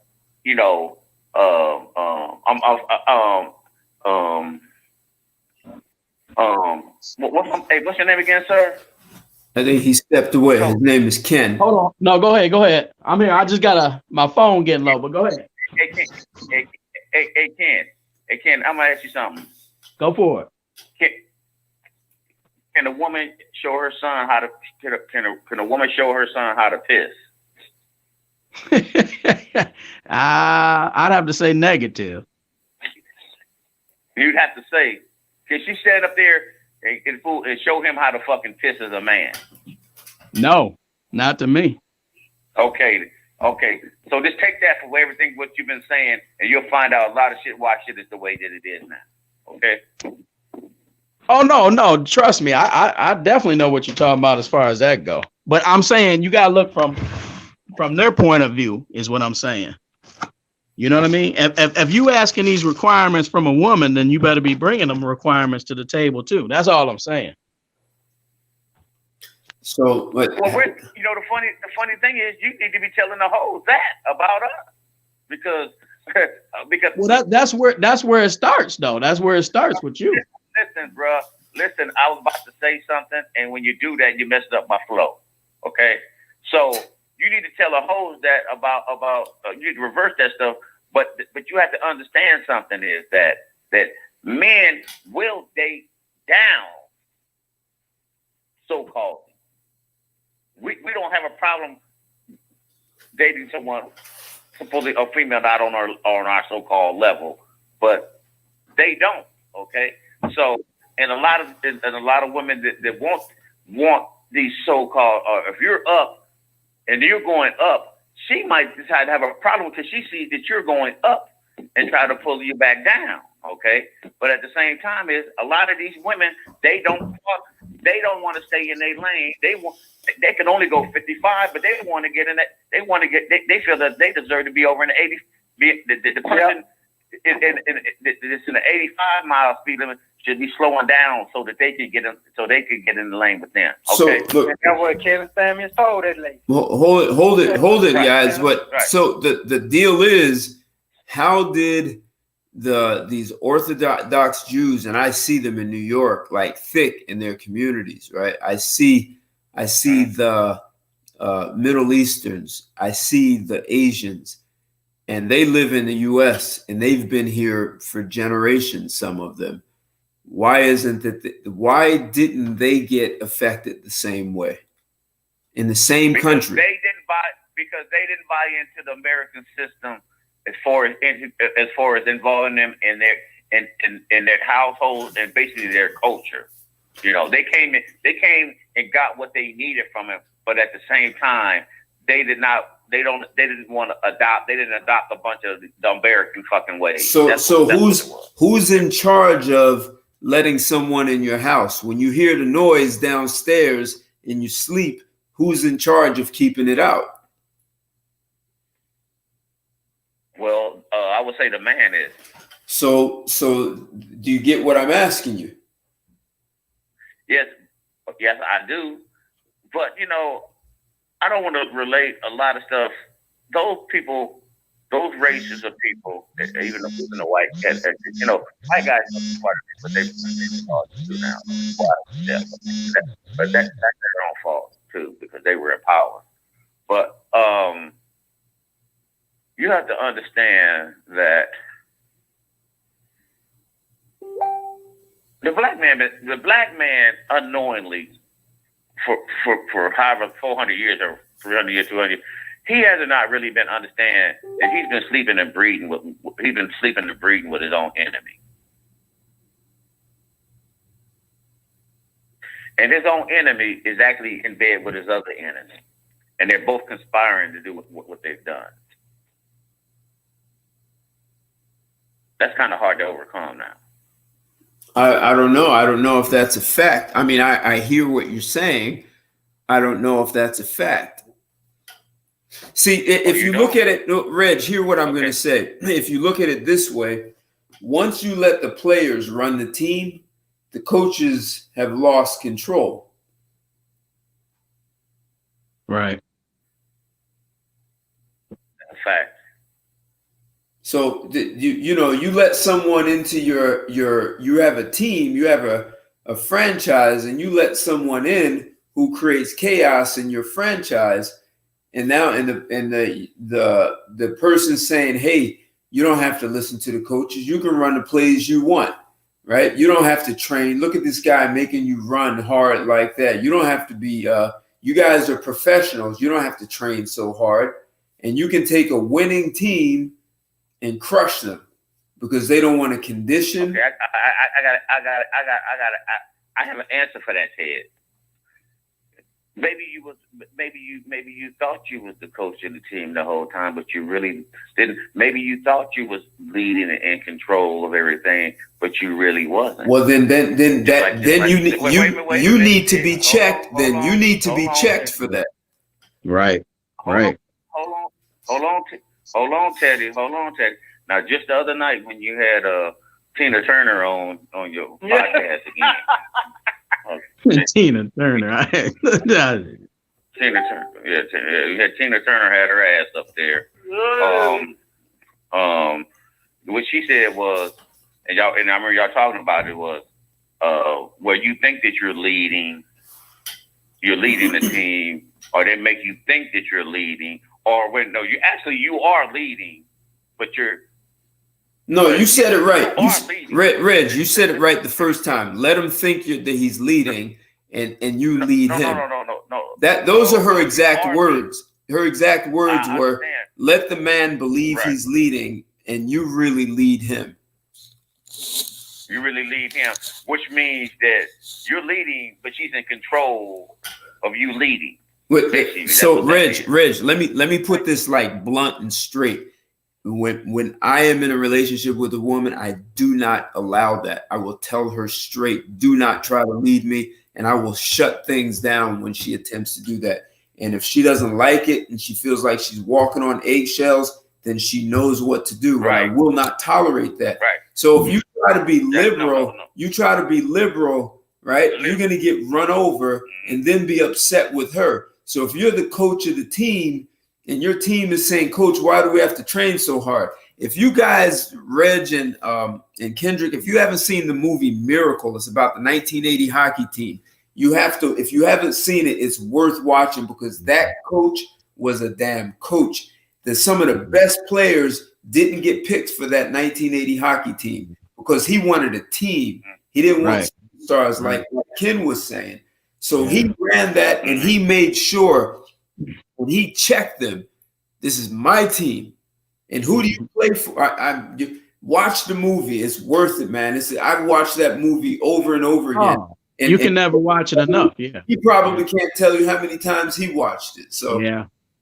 A lot of times I watch that just to get back focused on track what I got to get done. It like refocuses you seriously sometimes. But no, getting back to you, Reggie, one thing I thought about when I heard you talking, and this ain't directed to you, but if there's a guy, like I didn't get to see the other night's show, but if she was saying what she was saying, which means if you was a coach and you got played like that, then I would like to see how you got promoted to coach. Do you get what I'm trying to say? Because really, you wasn't a coach at all. You never were. Because a real coach, the real coach, okay, put it this way. If I got dropped into a situation as a coach, a losing team, whether they was a winning team or a losing team, and I could tell the culture wasn't right, man, I'm going to attack that quick. If that means I got to get rid of the best player with bad culture, he's out of there. So here's a question in the chat. Can you make the analogy between the U.S. and a particular sports franchise that was in chaos but was saved?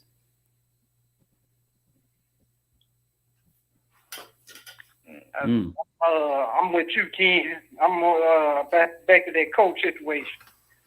I'm with me. Okay. Well, he asked a question, so while he was asking the question, we all was in thought, bro.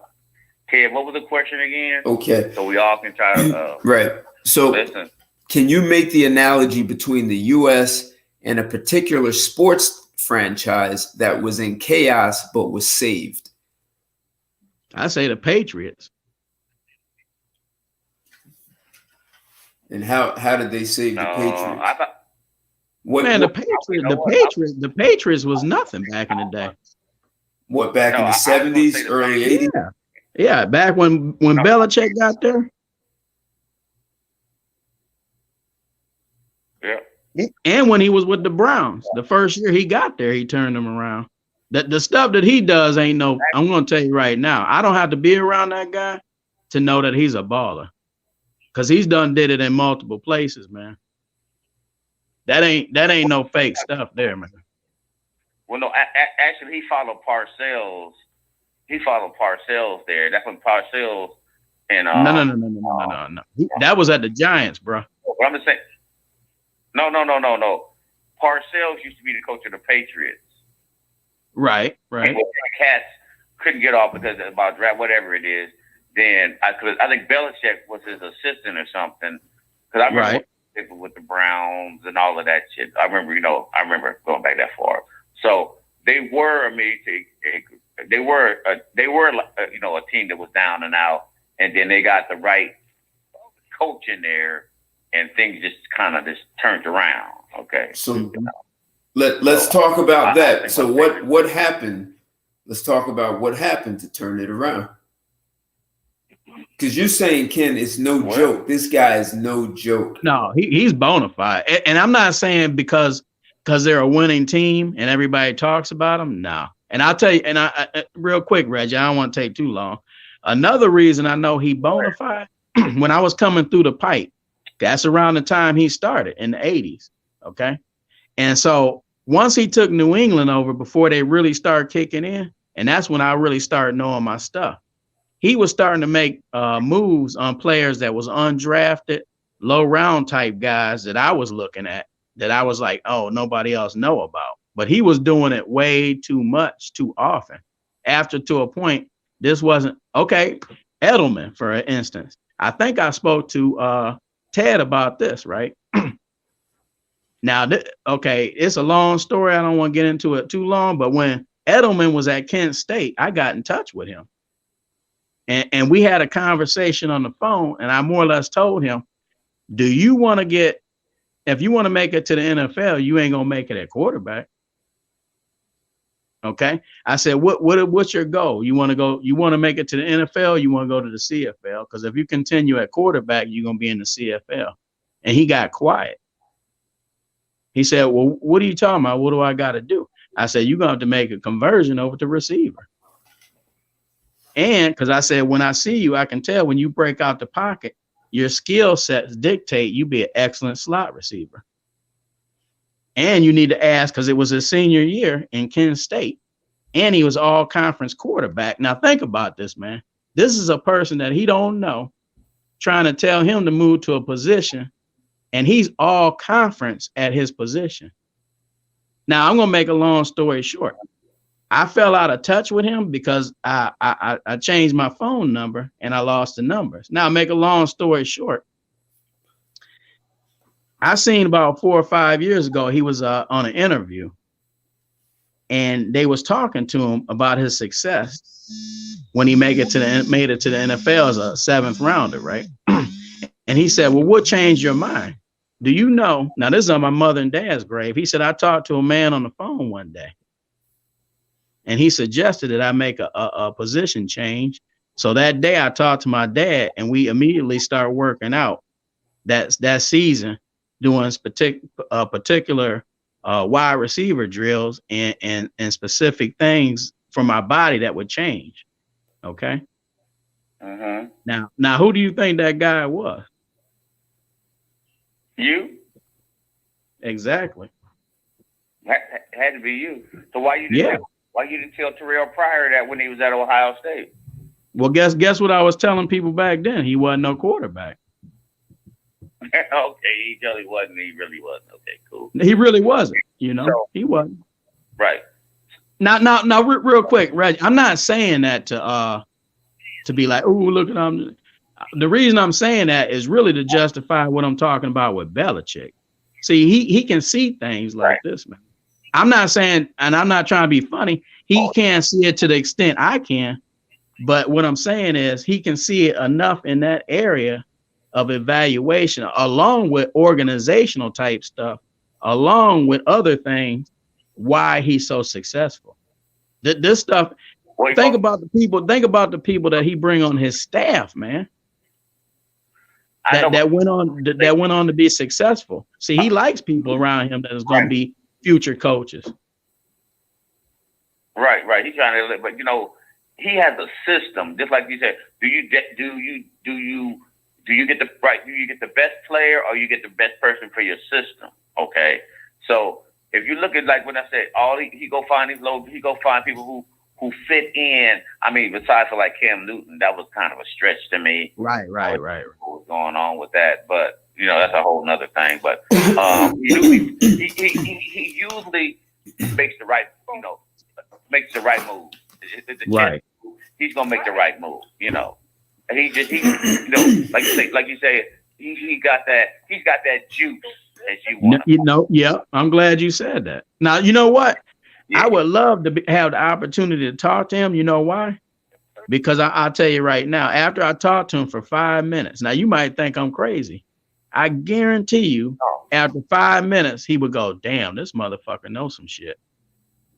Like, why didn't I meet up with this guy, the scout, years ago? Because I could talk to him on his level. Guarantee you.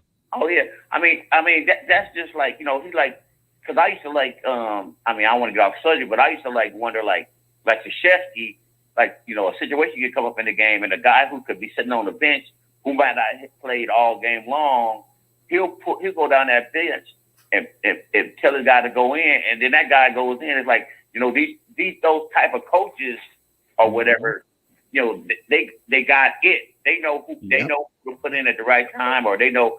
I don't know what that shit is all about because I'm not nowhere near that level. No, that's an excellent analogy right there. Excellent. And then he'll take him right back out, and you might not see him that game or for another 10 minutes. Huh? But he did his job though. Yeah. Right. Yeah. Right. Uh-huh. Yep. That's you know what that is? That's another level type of thinking. Like, he probably couldn't explain that what he just did to you. Okay, but check this out. Check this out. If them those, because I want to get back on Ted's set. Let's go on and Razorback. I want to get back to what Ted was saying. Okay. So how do you think these guys, how households is being ran? You mean like the Belichicks, or you talking about just randomly? Okay, because this was about. Culturally, right? And yeah, culturally. Hold up. These type of men that we're talking about, how do you think their households is ran? If you talking about a Belichick, I say the eyes. Come on, man. It's very simple. We left football alone. We see right. Okay. There's some alpha. Wait a minute. There's some alpha dog, juice type of dudes. How do you think their household is being ran? It's a simple question, bro. How do you think their household is being ran? How do you think they're running their household any different than they running that team? No, they seen it in their eyes. Period. Okay then. Okay, Ted, do you get what I'm saying? You now coming to where I'm waiting for you. That's what I've been waiting for. Right. Right. So you see how that's what I'm trying. I keep trying to relate it back to where you're trying to go. So we went to those coaches running the team. They're coaching the team. So you see how those teams is performing. They make the right move. How do you think? Do you think that they're running their households any different than they're running those teams? Well, yes, Reg. But think about this. They picked a wife for the team in the household. Mm-hmm. Right. So again, do you think that? Okay, Ted. Do you think that they're running their household any different than they're running their team? We all understand they're running. This is who they are, right? So they're running their house the same way they run the team. It's a lifestyle. It's a lifestyle. Right. Exactly. When you have who they. So for this guy Belichick, he had to develop himself to understand the kind of team he wants and the boundaries and what he accepts and the standard that he's going to operate at. And you operate at this standard or nothing. Mm-hmm. And Reg, this movie Miracle, that's exactly what you see in this movie. Maybe I should do a show on it. And that'd be a good one. Yeah. Remember I was talking about when you was asking me questions, Ted, about how would you maybe even go about acquiring the juice, whether you can do it or not. Right. I said you have to establish a standard for yourself. That's exactly that's the foundation. So I get what you're saying, Reggie. Yeah. But see, when your mindset get to this point, because see, mine is like this. That's what I'm trying to explain to you. Like when I meet, I've talked to Ted. When I meet women, man, it ain't that you got to be on my program. There ain't nothing to talk about. And if they don't like it, I don't get mad because I know the road that I'm traveling ain't for everybody. I don't even get upset about it. Right. It's okay. So listen. Hey, but guess what? But you ain't gonna get upset, but they gonna get upset. Yeah, that's not your problem. That's right. I ain't worried about it. And if every man did that, they would have no choice. But a few months ago, I had met a woman only over the phone for another podcast that I do, a business podcast. And she talked about this guy who was retired Marines, except he's like, you know how you were saying you're an athlete for life? This cat is a Marine for life because she was the way I was listening. You know, I was in the Marine Corps. I got to give my I'm telling you. That's why I'm telling you. Right. Yeah. So I'm listening to two women talk on the phone, right? And they know one another and they start talking about this retired Marine guy. Mm-hmm. And Reg, you have to listen to this. They said, one of the women said, "Oh, is he still married to such and such? Like, let's say it's Susan. Is he still married to Susan?" "Yes, I think he is." And she said, "My God, that dude, that former Marine dude, he demands that Susan have dinner on the table at an exact, precise time every day. And he does not tolerate anything out of order, man. Every single day." Yep. That the way she was describing, I never met the guy. I don't know what he looks like. I have no clue. But he sounded like a guy with the juice who didn't hold back. And I know them guys. I know exactly who he is. Right. That juice was in the Marines. If he was an athlete, it was on the field. And when he goes home, it's there. So when guys try to be so liberal and understanding, then that's when you let the players run the team. Right. Okay, I get it. Yeah. Now, but see, well, hold, Reg. Let Kendrick say what he was gonna say. Go ahead. Go ahead. Go ahead. Back to these Marines and these Navy folks. Look at here, and me personally, I've had my own personal lifestyle after that. I'm like a modern day 32 version of E.F. Hutton fella. Who can crack the whip who ain't scared to speak up and keep order and structure in the household. And that's what's going on out here. Ain't no structure in the home, ain't no masculinity in the home. Period. Well, see, you got all this chaos out here. So listen to something that Ken said that was important early on tonight was about communication. And so to be an effective communicator, you really have to work on yourself. You can't just go say anything and think that the woman is going to be there for you, right? So women are looking for masculinity, and this is why I showed that movie a few nights ago, because these cats were in corporate America. They were the top executives and board members. And they were like cavemen and wearing suits. So they were sophisticated cavemen in the way they handled business and dealt with one another. And then when you watch the guy deal with his wife or the assistants, they were still firm, but they knew how to communicate with women, that they didn't treat women like men. And even when they put their wife, they showed one guy putting his wife in check, and his wife knew how to manage she used her feminine voice to dismantle she diffused the disagreement, right?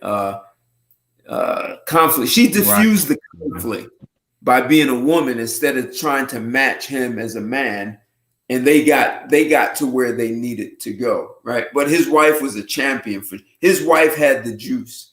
And you didn't see a lot from his wife, but you knew that his wife had the juice, and she belonged with this cat who had the juice. Right. So there's a reason he chose her. There's a reason he chose her. And so that's what I'm getting at. I showed that movie because this cat chose a wife who he had the juice, and he chose a wife who had the juice and knew how to play that supporting role. And that's beautiful right there. That's beautiful. But she was a master at it, though. She was a master at that. And what movie was this? I haven't seen that show. I'm a couple shows behind. What movie was that? It's in Patreon. Okay. I put it in there. It's called you can get the movie off of Amazon. I already looked before it. What's the name of it again? Patterns. Okay. No, I got the Patreon. But I'll have to look at it. Yeah. It's. I did a show about the movie on Patreon. Okay. So I showed the important scenes in it so that to accentuate. That sounds interesting. Yeah, I got to check that one out, man. I like the movie. It's a good movie. So, but I agree with you. But again, see, it's kind of hard because I understand what you're saying. You have to explain it to her. This is how it's going to be. This is how it's going to be. This is how I get down. But at the same time, you're not trying to come off like a tyrant, I guess you might want. Right, I'm not. Right, it's not like I'm here to beat your ass. I'm not going to beat your ass. It's not that. No, you know what? I'm. Well, Ted, you do have that meet Tarzan, you Jane type of fucking attitude. But here's Reg. Jane knows not to challenge Tarzan like that. Right. That's why I'm laughing, because I know what he's talking about. Because I had to deal with this. Yeah. Well, I'm sorry. Don't go into a fight with a lion. You already know who's going to be the big guy today. Well, it's a real balancing act, man. It's a real balancing act. Hey, listen, I'm a lifelong bachelor. I ain't lived with a bitch in over 30 years and 4 or 5 house travel around the world. So it's a wrap for me. I just want this younger generation and these boys to get it together and shit, cause like Snoop said, pimping ain't dead. These hoes still looking to be led. Okay, so these guys need to find out what it's gonna take to lead these hoes into the promised land. But that's the problem right there. There's too many HOs and that quad. No. But listen, the only reason the women are like that is because the men are not leading them in a direction. This is the problem, and there are men leading them in that direction, right? So this is why I keep saying boundaries. So you'll find prostitutes in the Middle East where you have to look at the percentage of women who do that and they accept it, and they don't tolerate that, man. When I said hoes, I meant women. No, but I'm responding to what Kendrick said, not to what you said. Oh, I'm responding. I'm explaining it to Kendrick that when I say hoes, I mean women. That's just a term to use. Okay. For me, I'm talking about these women out here that's slitting around. Exactly. Right. That's what Kendrick is saying. Well, right. Okay, check it out. You got 90% hoes and you got 10% ladies. Okay, Reg. What do you want to do? Exactly. This is what Kendrick is saying, and it's what I'm saying, and I'm also saying you have guys right here in the middle from the Middle East and the Jewish community who don't allow that to happen in their communities. Right. So if one group of people can do it, don't tell me it can't be done. Right. No. Okay. You know what? Okay. We have a history. We're gonna start back from a couple of 100 years ago, with everything that we had to endure and everything. That's okay. So if we can just, I ain't gonna say scratch that, but understand that if we want to be taken serious, if we want to do this is what we're gonna have to do, and you have to draw a line in the sand, and that's it. No, Reg, they did do that. It was accomplished. So you can't go back a few hundred years, because if you look after 1865 and the communities that were built, they actually did that. You have to look at when it fell apart. It fell apart in the 60s. It started falling apart in the 1950s. So let's not talk about anything past that. You have to look at where it was. It started falling apart in the 1950s, and no one knew that it was falling apart in the 50s. You didn't see the effect until the 60s, and then you really saw it in the 70s. But it was already put. The foundation for it, the foundation for it to fall apart had been started, decades or centuries before. Okay? Not if you're a good coach and a manager of your team. This is what I'm. It's a different mindset. Mm-hmm. It's a very different mindset. Well, for the last 50 years in the black household, the coach has been a fucking has been a female. So that already told you this shit. No, I'm talking about before that. Let's go back 60, 70 years. 60 years. I know, but 70. I understand that. I said, I didn't go back 60 years. I said for the last 50 years, the coach in the house has been abroad. Okay. That's because the men. Why would any man turn that over to women? Why would any man do that? You know what? I thought about that, and I had an answer for you, and I forgot what it was. But guess what? Men found out that they was leading.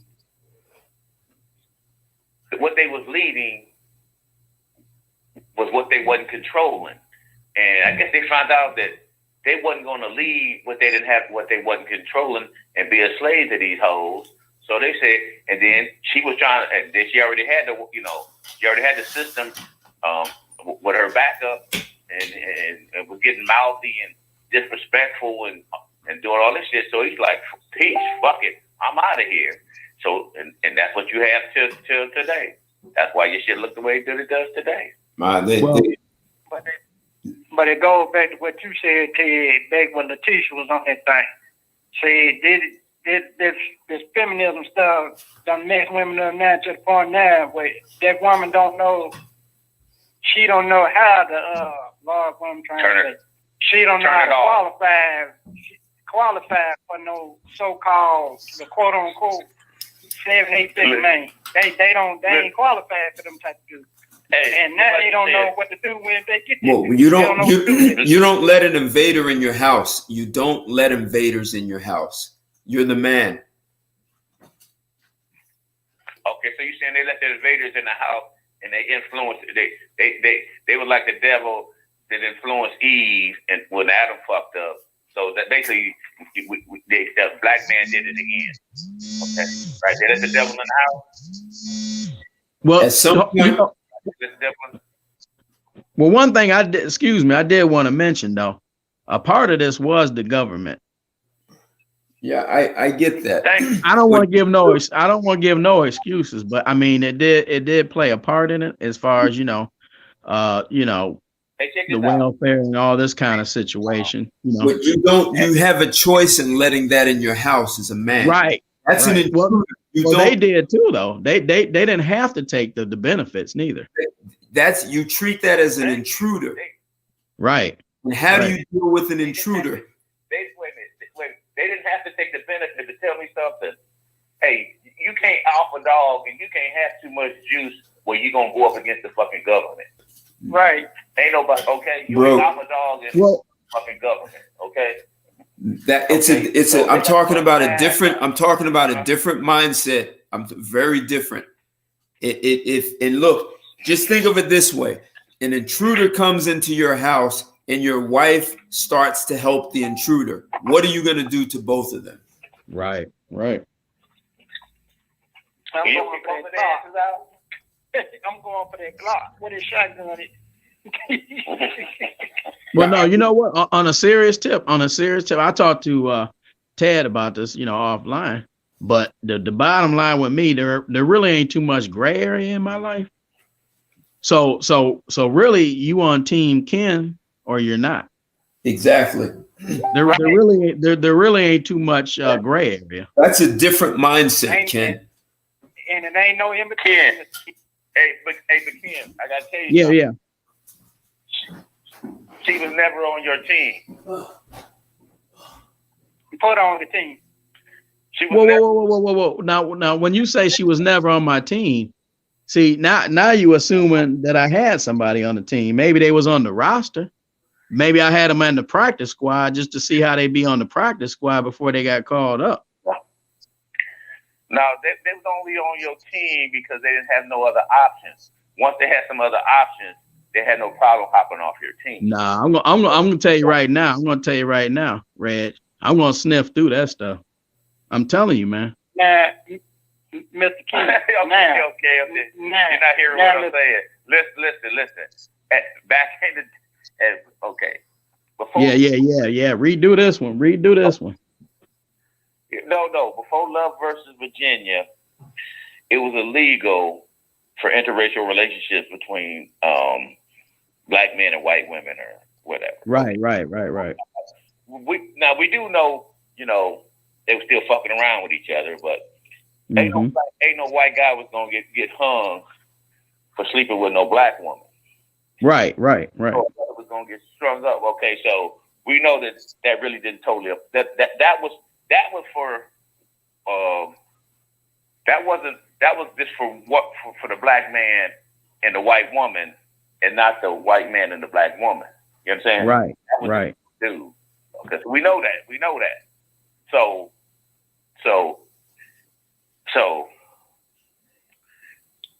she didn't have no options. She didn't have no options back then, not legally. But once things opened up, and once things opened up for interracial relationships where they were no longer legal. Now you talking about the white woman, right?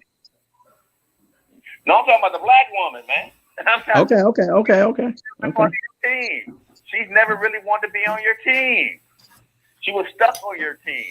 And soon as free agency, she was a free agent. She opened up. She was ready to hop. God damn it. Okay, that's what I'm saying.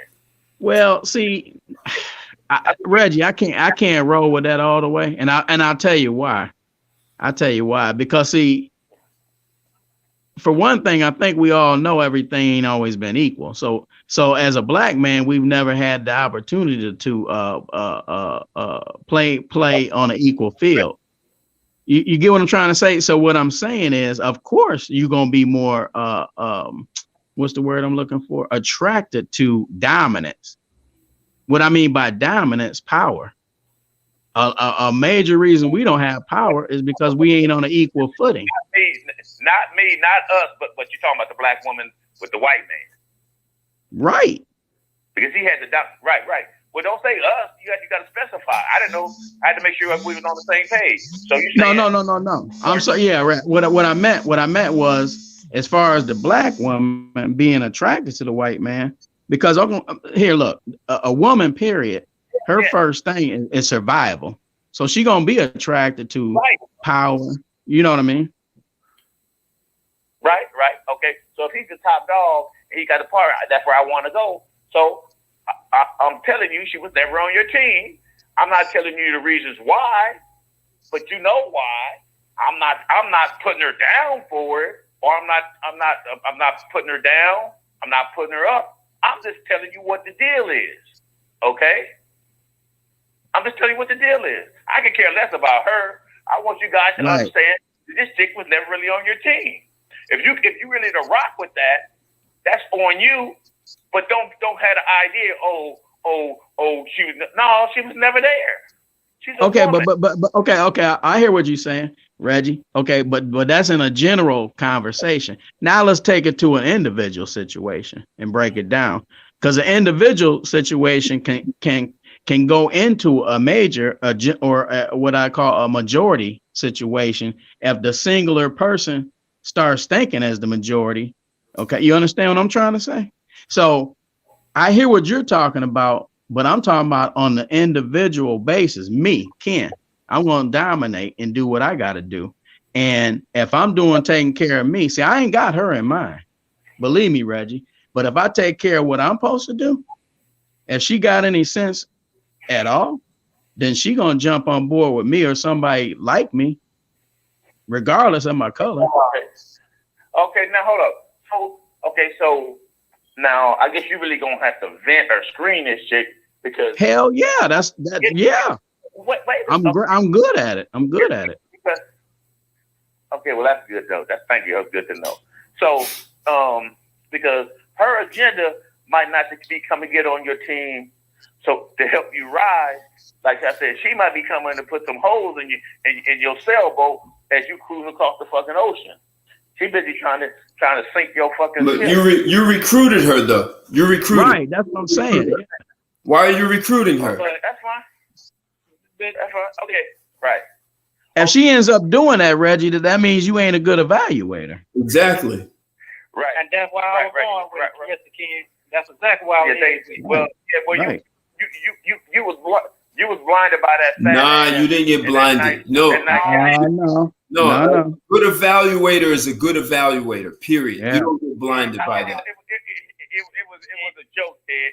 It was a joke, Teddy. And you know, check this out, Reggie. I'm gonna tell you something. When you a good evaluator, okay, them women that are what I call a counterfeit, they can tell, they can feel that you know the game, and you gonna be like, you gonna have spray on you where you gonna repel them type of women where they ain't even gonna want to come around you.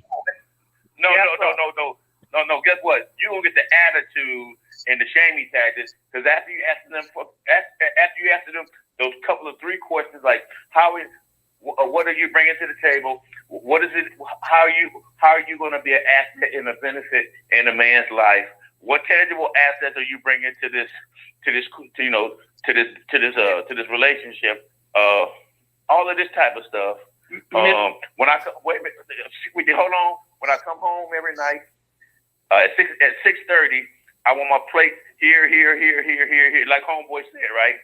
I want my like that. This is the only type of food I like to eat. This is how I want it. that how you gonna do it? No, I'm gonna tell you how I'm gonna do it. I'm gonna do it in the first 30 seconds she meet me. You know why? Because if she see me across the way and I walk towards her, in her head she already gonna be saying, "Dang, what's up with that dude? The way he carry himself, the way he walk, the way he keep continuing having eye contact to me." Oh, there's gonna be giveaways where she gonna be like, "This dude is different." And then when I start talking to her within the first 2 minutes, she gonna know. And okay. I'm talking about Mr. King. I'm just being honest about it, man. I'm being straight up. Hey, Ted, now you know these guys don't really date anymore, right? Right? And one time, well, how you gonna get to know a woman, right? You talking about to me? Wait, hey, Razorback, would you hold on? Oh. No, that's me. That's Ken. That was Ken, but go ahead. No, that's Razorback too. So the whole point of it is your first date with the bitch needs to be that nice long conversation over the phone before you even step out to have a cup of coffee with that bitch. What you know what Okay. you know what you know what the step that most men skip, the step they skip is investing in themselves so that they can dismantle and know exactly who she is. They skip that. Men think having game. You think having game is gonna make a difference. You have game, she has game, and it's a lose-lose situation. Men don't invest, and if you want to keep it about black men are rare to make these kinds of investments in themselves. Well, it all depends on what you're gaining. It all depends on what you're gaining for, because you have to understand. See, you didn't even respond to what I just said. If you don't invest in your own personal development, you'll have no clue how to pick out the right. But we established that from the beginning of this conversation. Then why are we Right. Some of the conversation is kind of like irrelevant, because see, some of these women would be already they won't even make your remember how you said talking on the phone, right? I don't even talk to them on the phone for the most part. I go like this, dude. Okay, if we get to the point where we exchange phone numbers, okay, because if she got to get to that point with me. She got to be worthy of that. See, I'm being serious. Okay, let's say she get past that. Then I schedule when we go have coffee or go walk in the park. And then within the first 2 minutes, I believe I brought it up before. Within the first 2 minutes, I'm asking her, more or less, is she willing to go in the direction that I want to go with this? Okay, so now can I interject here?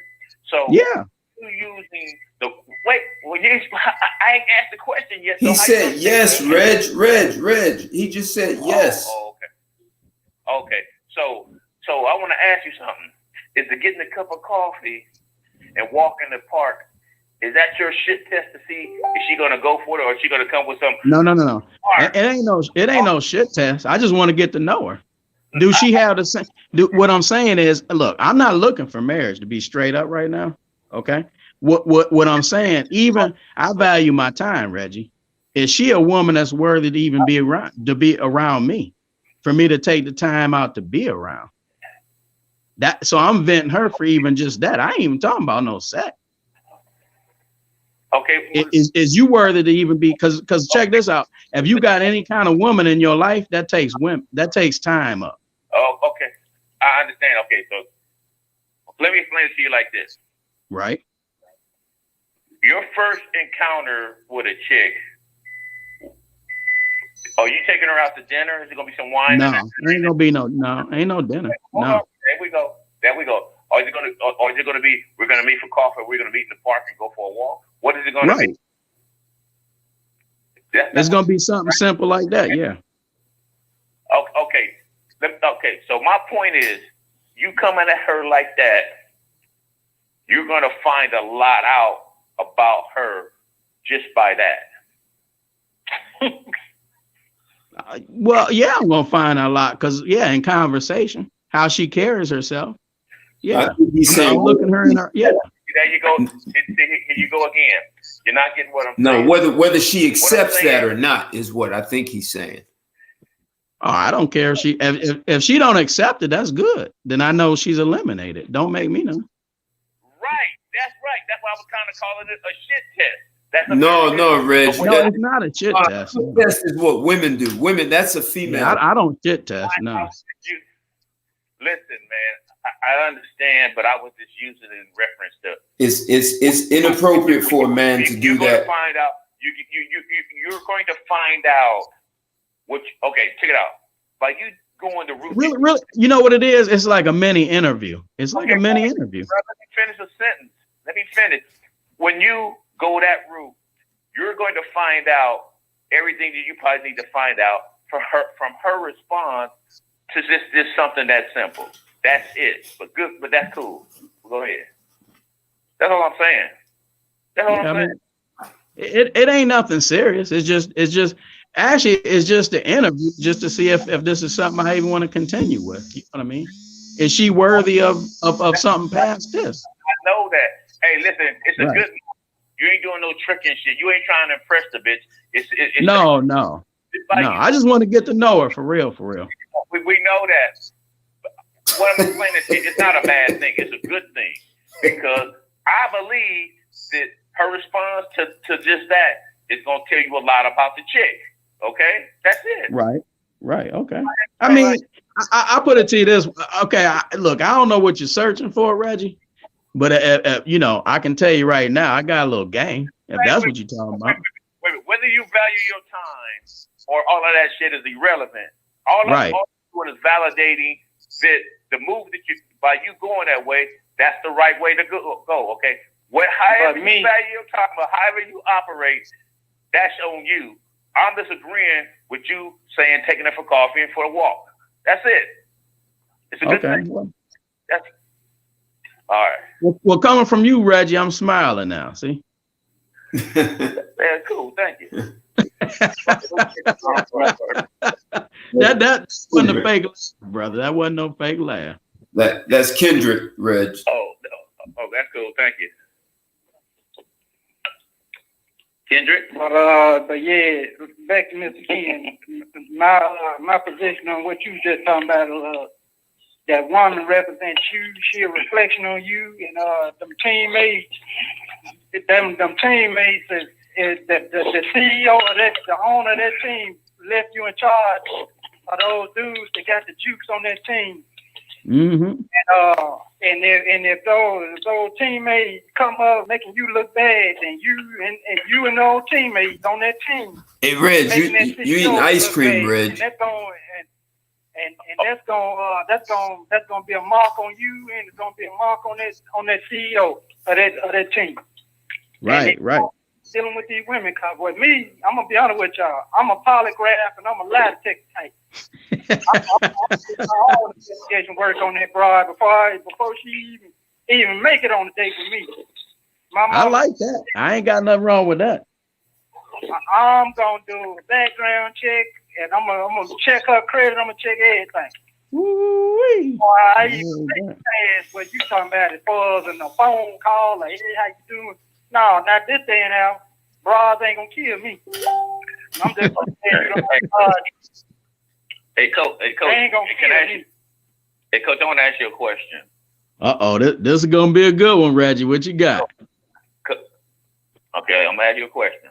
Yeah. I had to get closer to the phone on this one. Does Donald Trump have the juice? No doubt about it.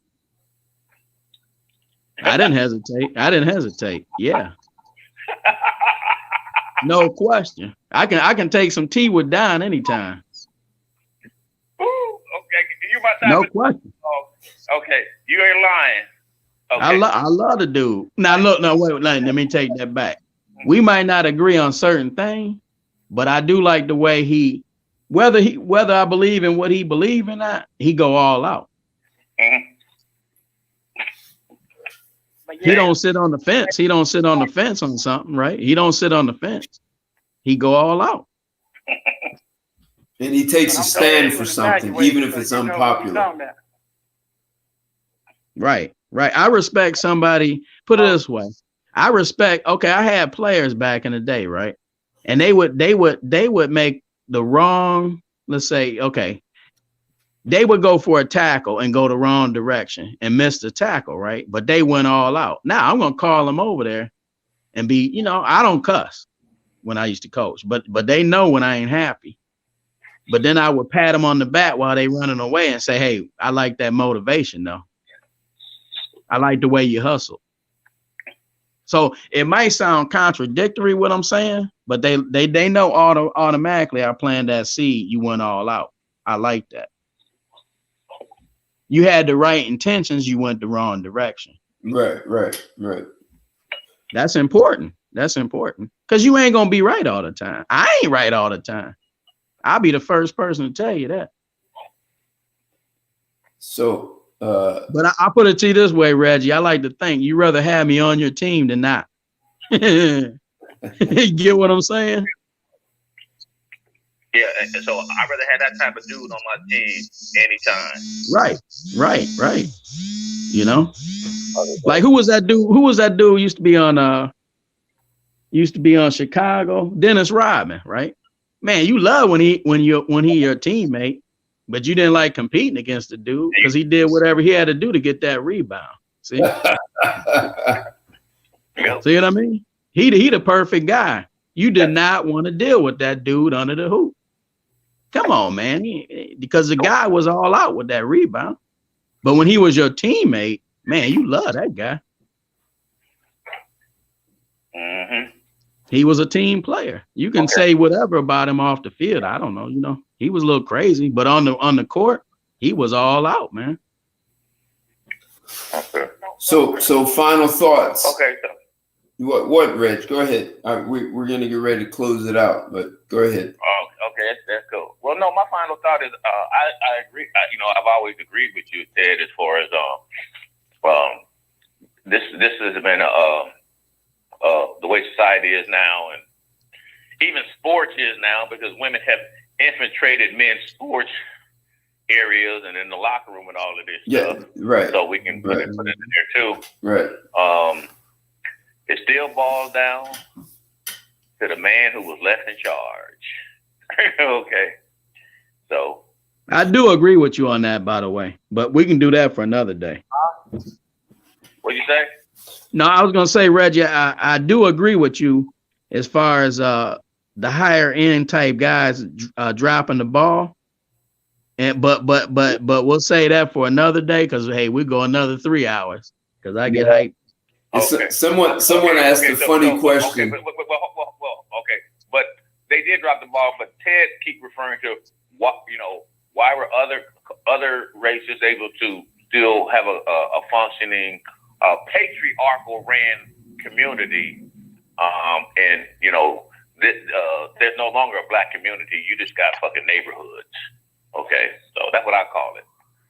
So I agree with that, and and I agree with your philosophy as far as screening the people that you're going to let into your circles, or whether it's for a coffee date, walk in the park, whatever that is. I appreciate that. Thank you, because like you said, you can keep making money, but you can't get time back, and your time is money.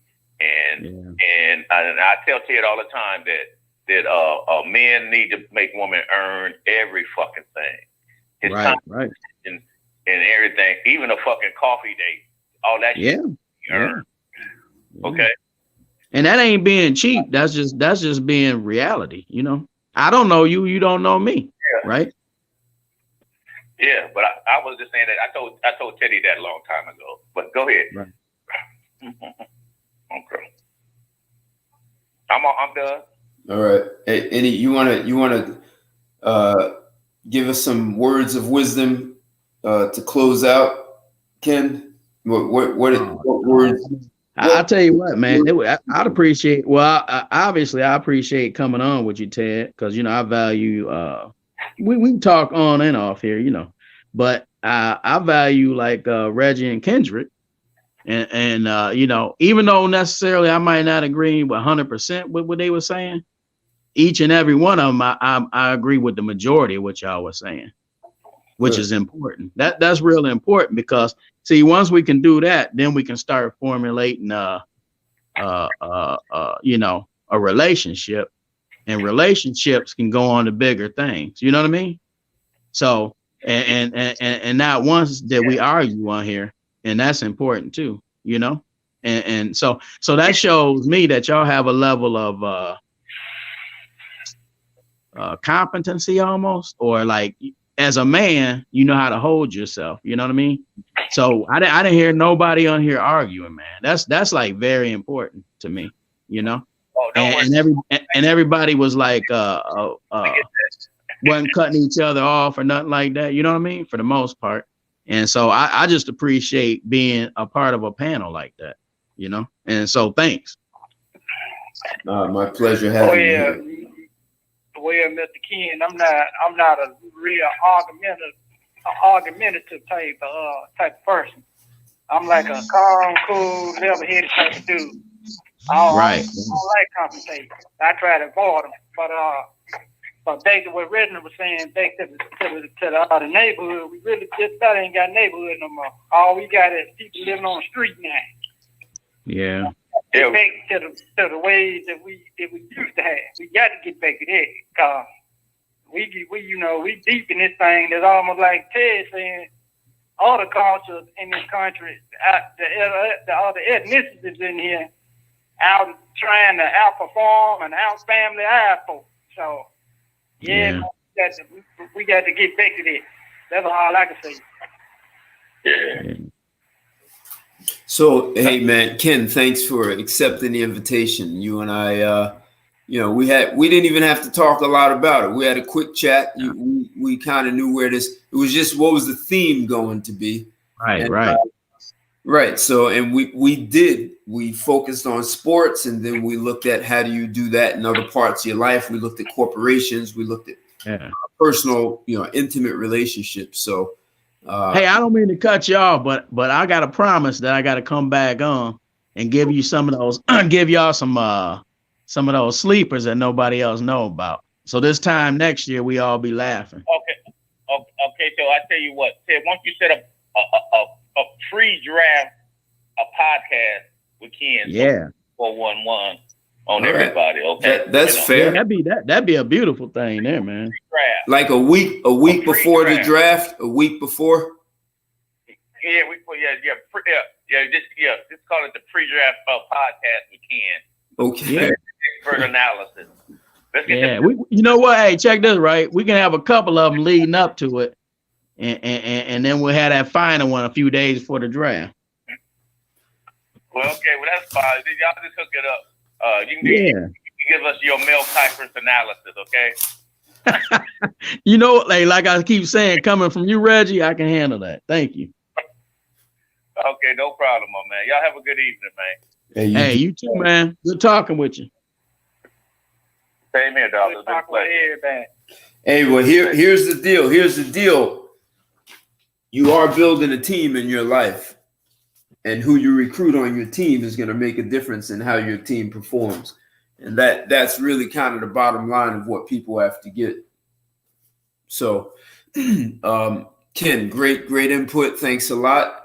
Had some good questions in the chat. I'm not going to respond to one of them. Thanks, SW. Someone asked, so did Dennis Rodman keep Carmen Electric under control? Wow. You know what?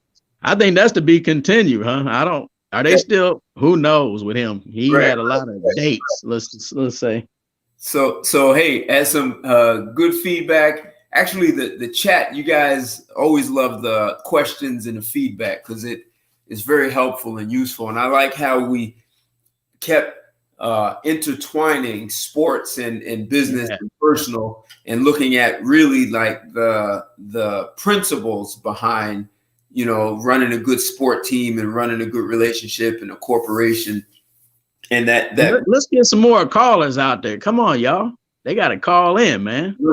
Well, the other good one was when you were talking about how New England turned around. That was a real good one. That was a good one to have. So, and it took us off in, another, a good direction that focused more on personal. So hey, man, I'm going to close out. I want to say thank you to everyone.